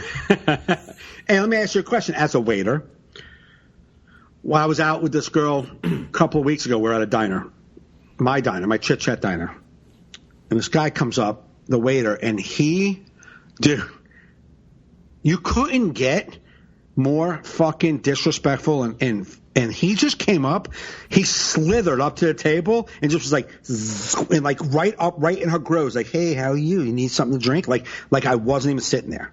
Now, as a waiter, was he gay? None. No. All right. As a waiter, and I know waitresses have told me this, but I'm going to see it as a waiter. When you're walking up to a table, it's a couple, hot girl and a guy. Who do you look at first? Who do you acknowledge first? I don't know if I remember. That's a scenario I haven't been in a while. Waitresses tell me probably a girl. Waitresses tell me you look at the girl as a waitress. You acknowledge the girl first. Like, hi, how are you? How's it going? Can I get you something? And it makes the girl at ease. Yeah, maybe I went with the guy first. Should be the other way around. Yeah, when a guy comes probably. I don't remember, but I would probably think I would, because I don't think I'd be flirting with a girl that was with a guy. No, I know, but like just to make everybody feel comfortable, you go. Even as I worked at Home Depot, when people would come up the aisle, it could be 3 girls and a guy. I always go right to the guy. Hey, what's up, buddy? What do you need? I don't think I ever thought about it that hard. Yeah. I don't think I was aware enough of... It should come as a natural instinct as a human. Like if you were a fucking wolf and you walked up to a pack of wolves, you better look at the wolf pack leader. Yeah. Well, I think, probably if I go up to a couple, it's just business as usual. I'm just a waiter. But if I'm going to a table of 4 girls, I'm a totally different person. Right. So you have 4 girls and 1 dude. I would go, hey, what's up, man? What do you guys need? And then you get a feel for the table off the guy. Right. You know what I mean? And you gave him respect, and he feels comfortable and he's at ease. He's not flaring his chest like, "What's up? You looking at my girl, bro?" You know what I'm saying? Yeah. He feels at ease. And it's the same way with a girl. A girl's not going to be like, "This fucking bitch just asked you if you want milk." Like, you know what I mean? Like, you know, she's doing her job, hon. Yeah. You know? But when I was with Nicole, there was this one fucking Egyptian waitress, so hot, at the Arena Diner. This was 22 years ago. So hot. And, oh my God, she was smoking hot. She used to wear, like, belly shirts and, like, black skirt. Oh, she was so hot. But when I was at the diner every night with my crew. Mm-hmm. But when I came in there with my girl, just me and my girl, she would come up to me like, "Hey, hi, Mike." How? And like all like just looking at me, and my girl, Nicole, would be like, "That fucking bitch doesn't acknowledge me at this table. I'm gonna fucking cut her." Like, you're frozen. I'm frozen. You froze up. Hold up. Let me stop it. Hello? Yeah. When I it said you were away for some reason. I was here the whole time. No, I mean your fucking Skype thing. So maybe I had to do something with the frozen. Oh, okay. You know what I mean? And we're back. Anyway. So broads, waitresses, waiters. Nah, that was a good job waiting tables. That's a job I would love to relive if I can go back. That and the video store. Video store was a good place to pick up girls. There was always like girls coming in to rent movies to go watch at night. Right. They're like, we're getting a stack of movies we're watching, especially like Rutgers students are right up the street. Right. And then you start talking to them, they're like, "What time you get off? Come watch movies." I was like, I'm going to come watch movies with you. That's a great idea. I can bring more movies. You know what? These are free on me. Take the movies. You girls like pizza? I'll bring pizza. When I worked at Home Depot, unfortunately, I was with I was single for a while too, but when the majority of my time at Home Depot, I was in a relationship, and I used to I was so easy to flirt, like because single girls come in with their 2 or 3 roommates and they're getting a new apartment and they're looking for a rug or paint. Yeah, I just flirt. So I don't know if I ever said this story. It was me and my buddy Nick are in the tile aisle, and these 2 broads come down. They're fucking a blonde and brunette, hot. Mm-hmm. And we're fucking over flirting, laughing, joking, over the top jokes, just flirting. And the girls are laughing, and oh my God, you guys are so funny, all this stuff, So we're just going at it. And they're like, we're gonna come back tomorrow to get the peel and stick tile. Uh-huh. Well, you guys remember which ones we want? And we were like, of course we're gonna remember you. Come on. I said, come on. I go, what are you kidding me? Normally we get fat contractors with fucking contractor ass hanging out the back, contractor crack. Yeah, we're going to remember 2 hot broads. We'll remember you. So they came back the next day. We helped put the tile on their cart. Bye. A week later, week and a half later, I go pick up my Nicole, my kid's mom, from work. She was a hairdresser. Now, I worked in Clifton. Nicole worked in Hackensack, Maywood. So I'm waiting for her out front. I got the kids in the back seat. She goes, come here, babe. I want you to meet somebody. I walk in, and her new coworker, hairdresser that works to the side of her, is the brunette that was at Home Depot last week in Clifton. Wow. And she saw on Nicole's mirror was a picture of me holding Samantha. And she says, who's that? It's like, that's my daughter's father. That's my man. She's like, oh my, does he work at Home Depot? And she's like, yeah, why? It's like, oh my God. He was so helpful and funny. He was the greatest. So she brought, like, my ex was like, I was like, hey, hi, Home Depot, right? The tile. I remember he was like, oh my God, you guys was so funny. And my ex is just staring at me like, he is so funny. He is funny. Got a car and she's like, you fucking jerk. I was like, what? I was helping. Yeah, I know you're helping. Yeah. Extra funny, making jokes. Yeah. But I'm a flirty guy anyhow. And if you're a pretty girl, I like to make you laugh. Yeah. There's nothing hotter than making a pretty girl laugh. No. So I will always do that, but I'm not with no intention to put my dick in them. Well, no, yeah, you're not like, I'm going out to put my dick in somebody. Ha ha, let's go make laughs. No. Yeah, you're not doing that. No, that's the title of my next CD. But I'm saying, if you're hanging with a girl and you're laughing, it's the best. And then she wants to. I mean, that's what I'm talking about. You know what I mean? I don't give up on opportunity. I never gave up on opportunity unless it was, like I said, like a drunk girl or some whack situation. But I'm my personality. If I'm bantering with someone, that means I am interested. Right.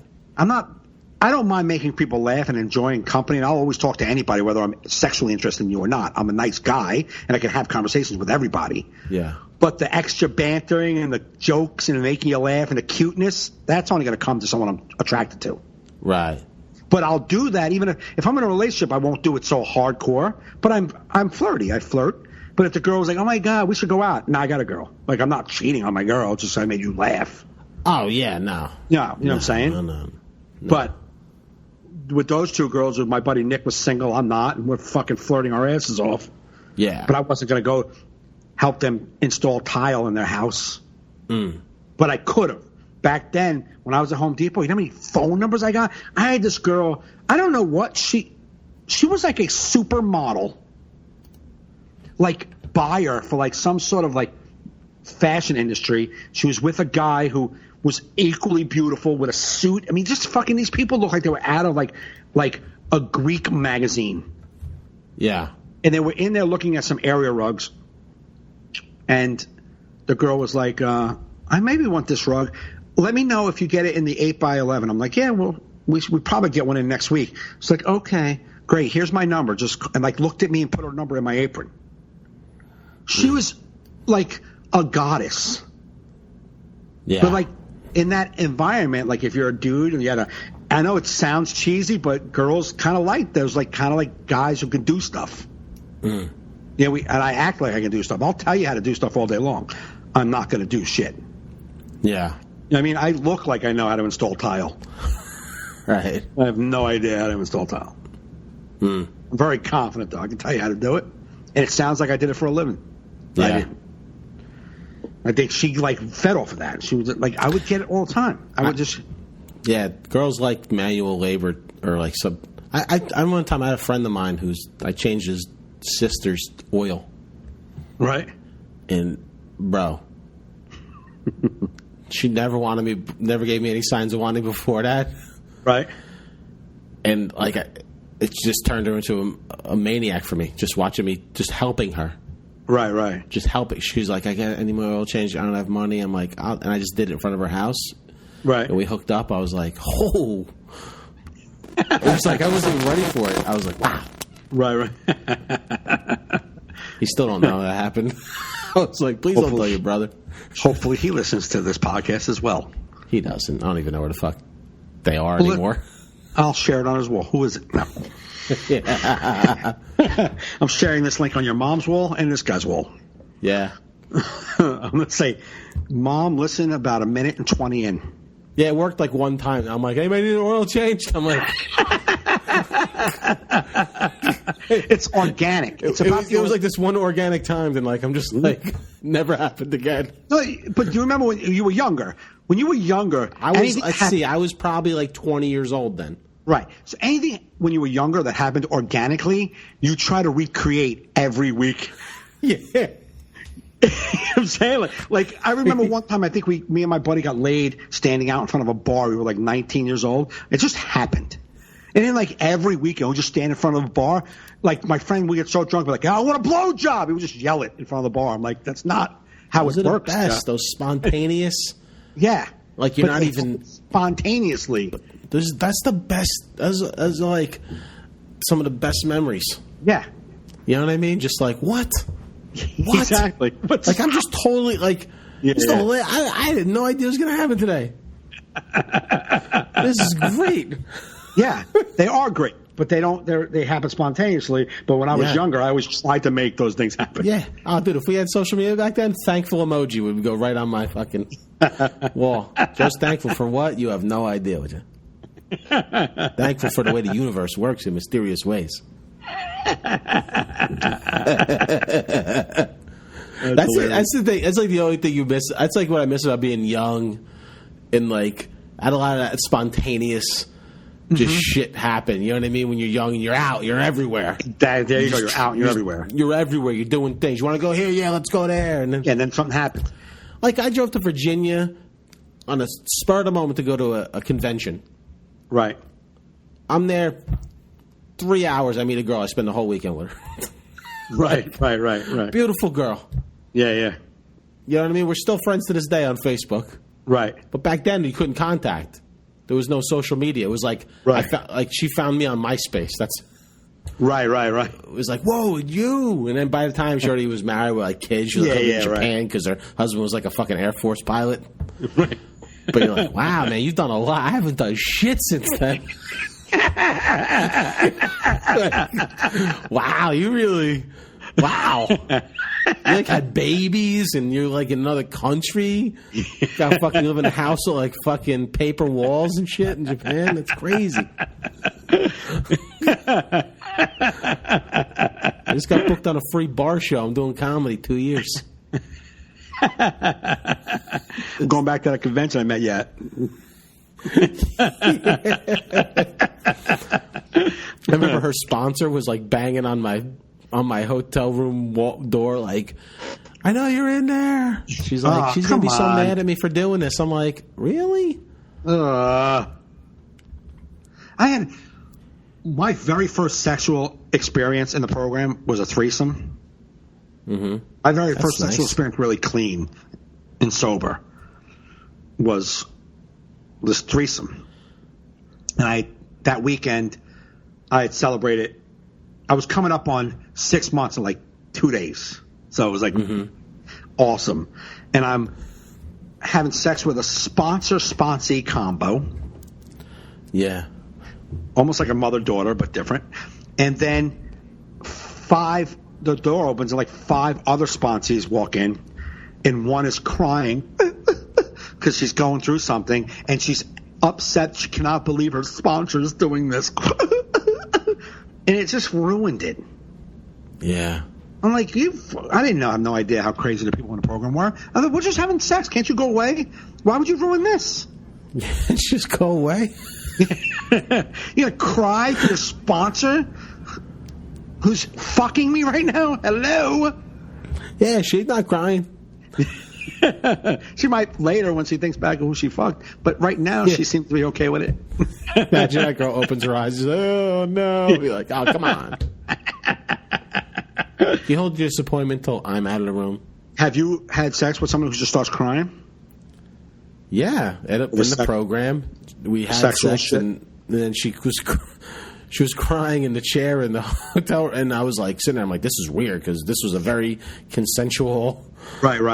I thought good experience. But she's like, no, these bad things happened to me in the past, and she's just crying. And I'm just like, I hate to say this, but you're ruining this for me.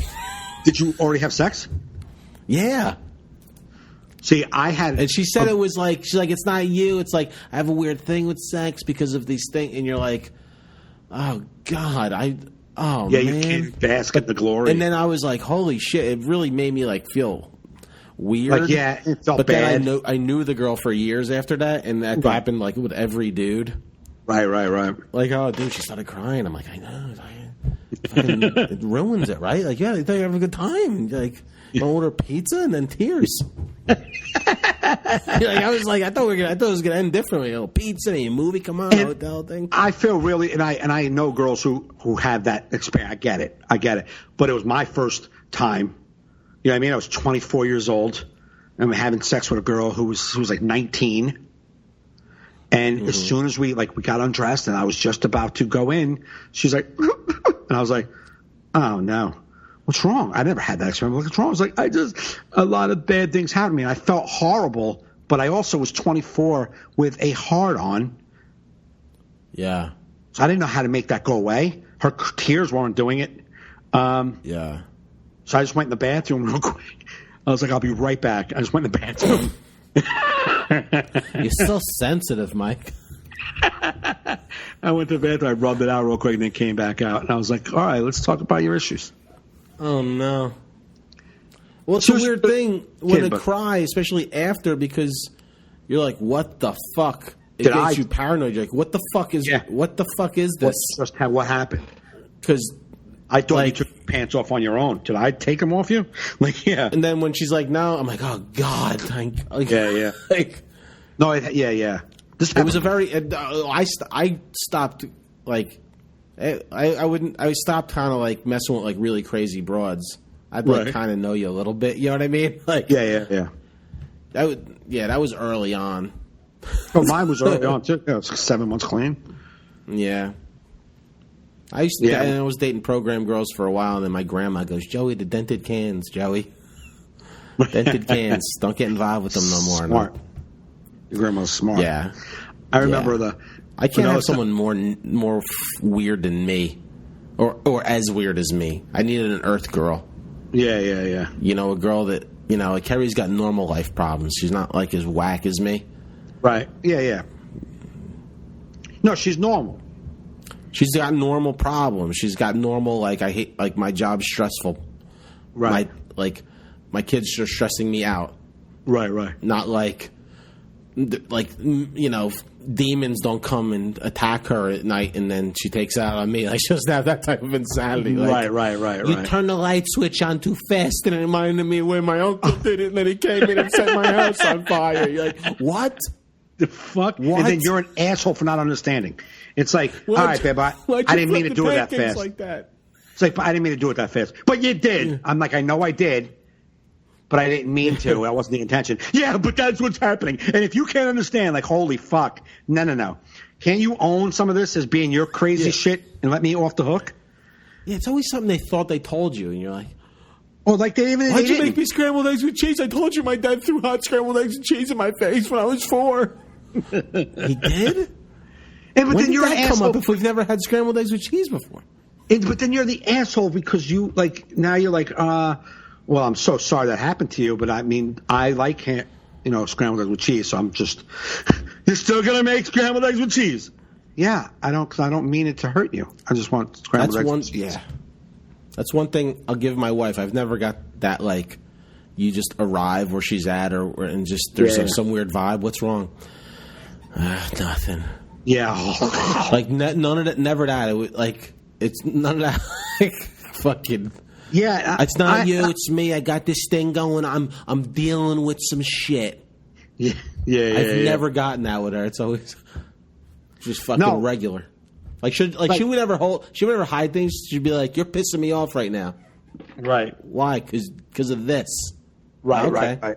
So you're treating me like a normal person. I'm not used to this. Right. Well, I'm not. Even like Frank knows. I mean, anybody who's close to me knows. I'm really good at, like, I could have a bad day going on. I can have a lot of stuff stressing me out, but when I'm with you or anybody else, I don't let it affect the moment. Yeah. I just don't. I'm not the kind of guy who just sits there all gloomy, like, what's wrong? Just got some stuff going on. It's not like that. Not happening. I can have fun and enjoy the laughs. Oh, we're laughing. Now, sometimes I might be a little, like, lethargic, might be a little bit out of it, like, I'm just out of it because I got a lot going on. But I'm not going to be like, what's wrong? Why has Mike got a puss on? Why is he all sourpuss? Oh, I have stuff happening right now. Like, ugh. You can't ask that to fucking enjoy we're at the diner. Right. Can't you just talk about what's on your mind? Like, you know what, man, I got some stuff on my mind. Something happened to me and my kid. Oh, okay, man, I'm sorry about that. Yeah, nothing to get crazy about. I just want to enjoy the night. I can do that. I can just be like, yeah, I got some stuff going on, but I want to have fun tonight. So what's going on? Let's laugh. I don't have to. It doesn't keep me down. I just don't know how to get over it. Ugh. That's not my thing, man. It's not my thing. Not my thing. No. What's up lately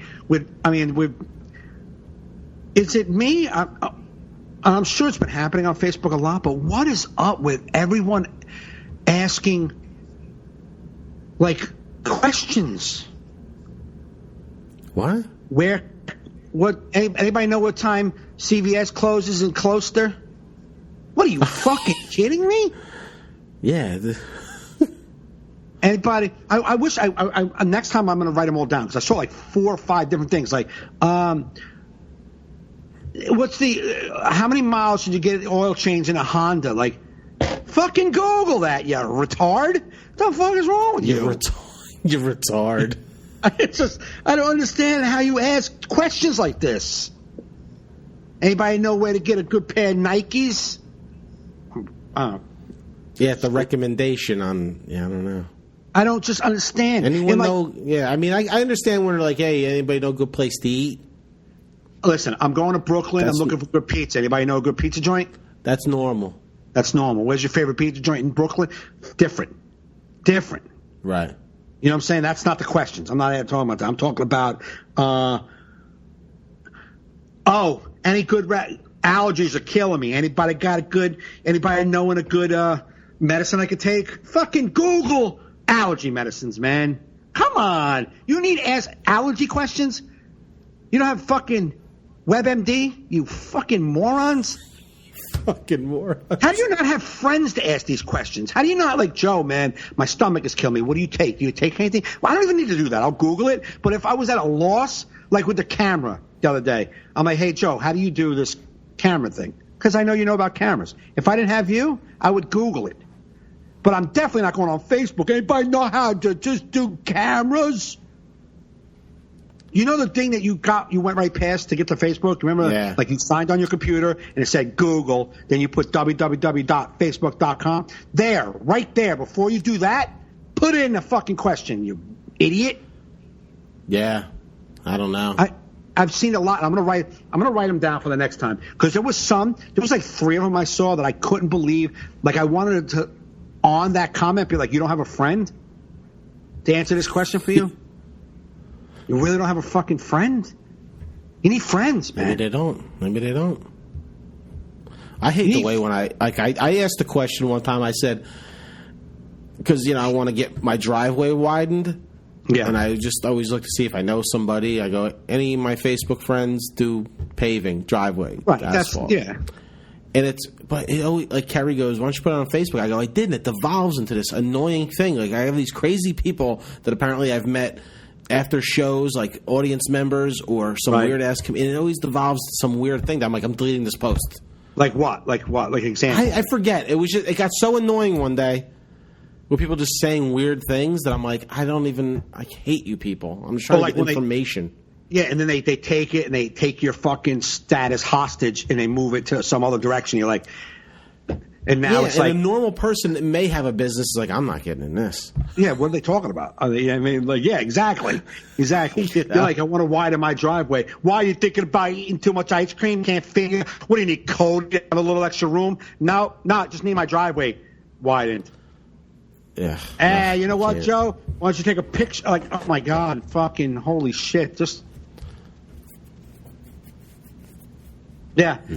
a different. You asking anybody to know a good contractor is different because you want somebody to give you a recommendation because he's your friend. You don't want to get fucked over by a contract. That's different. My always thing is like if I'm going to be putting out money, I'd rather see if I have a friend that does it. And I'd rather pay like my buddy Manny's doing my addition. I'd rather give my money to someone I know that would need money. Right. You know what I mean? Instead of some stranger. Right. It's just, Yeah, absolutely. We can wrap it up though, unless you figured out something you want to talk about. No, we got to wrap it up. I have to go to the bathroom, and we've been doing 2-hour podcasts, so I think we're good to go. Where are you at this weekend? I don't want to talk about it. Okay. Tomorrow night I'm at Greenwich. Don't you have gigs this week? Tomorrow night I'm at Greenwich, and Friday night I'm at Cove Haven. Aren't you at some fucking place in West Orange? Ritu said you guys Wednesday. Are going to be at? Wednesday. It's an outdoor show where it's going to rain.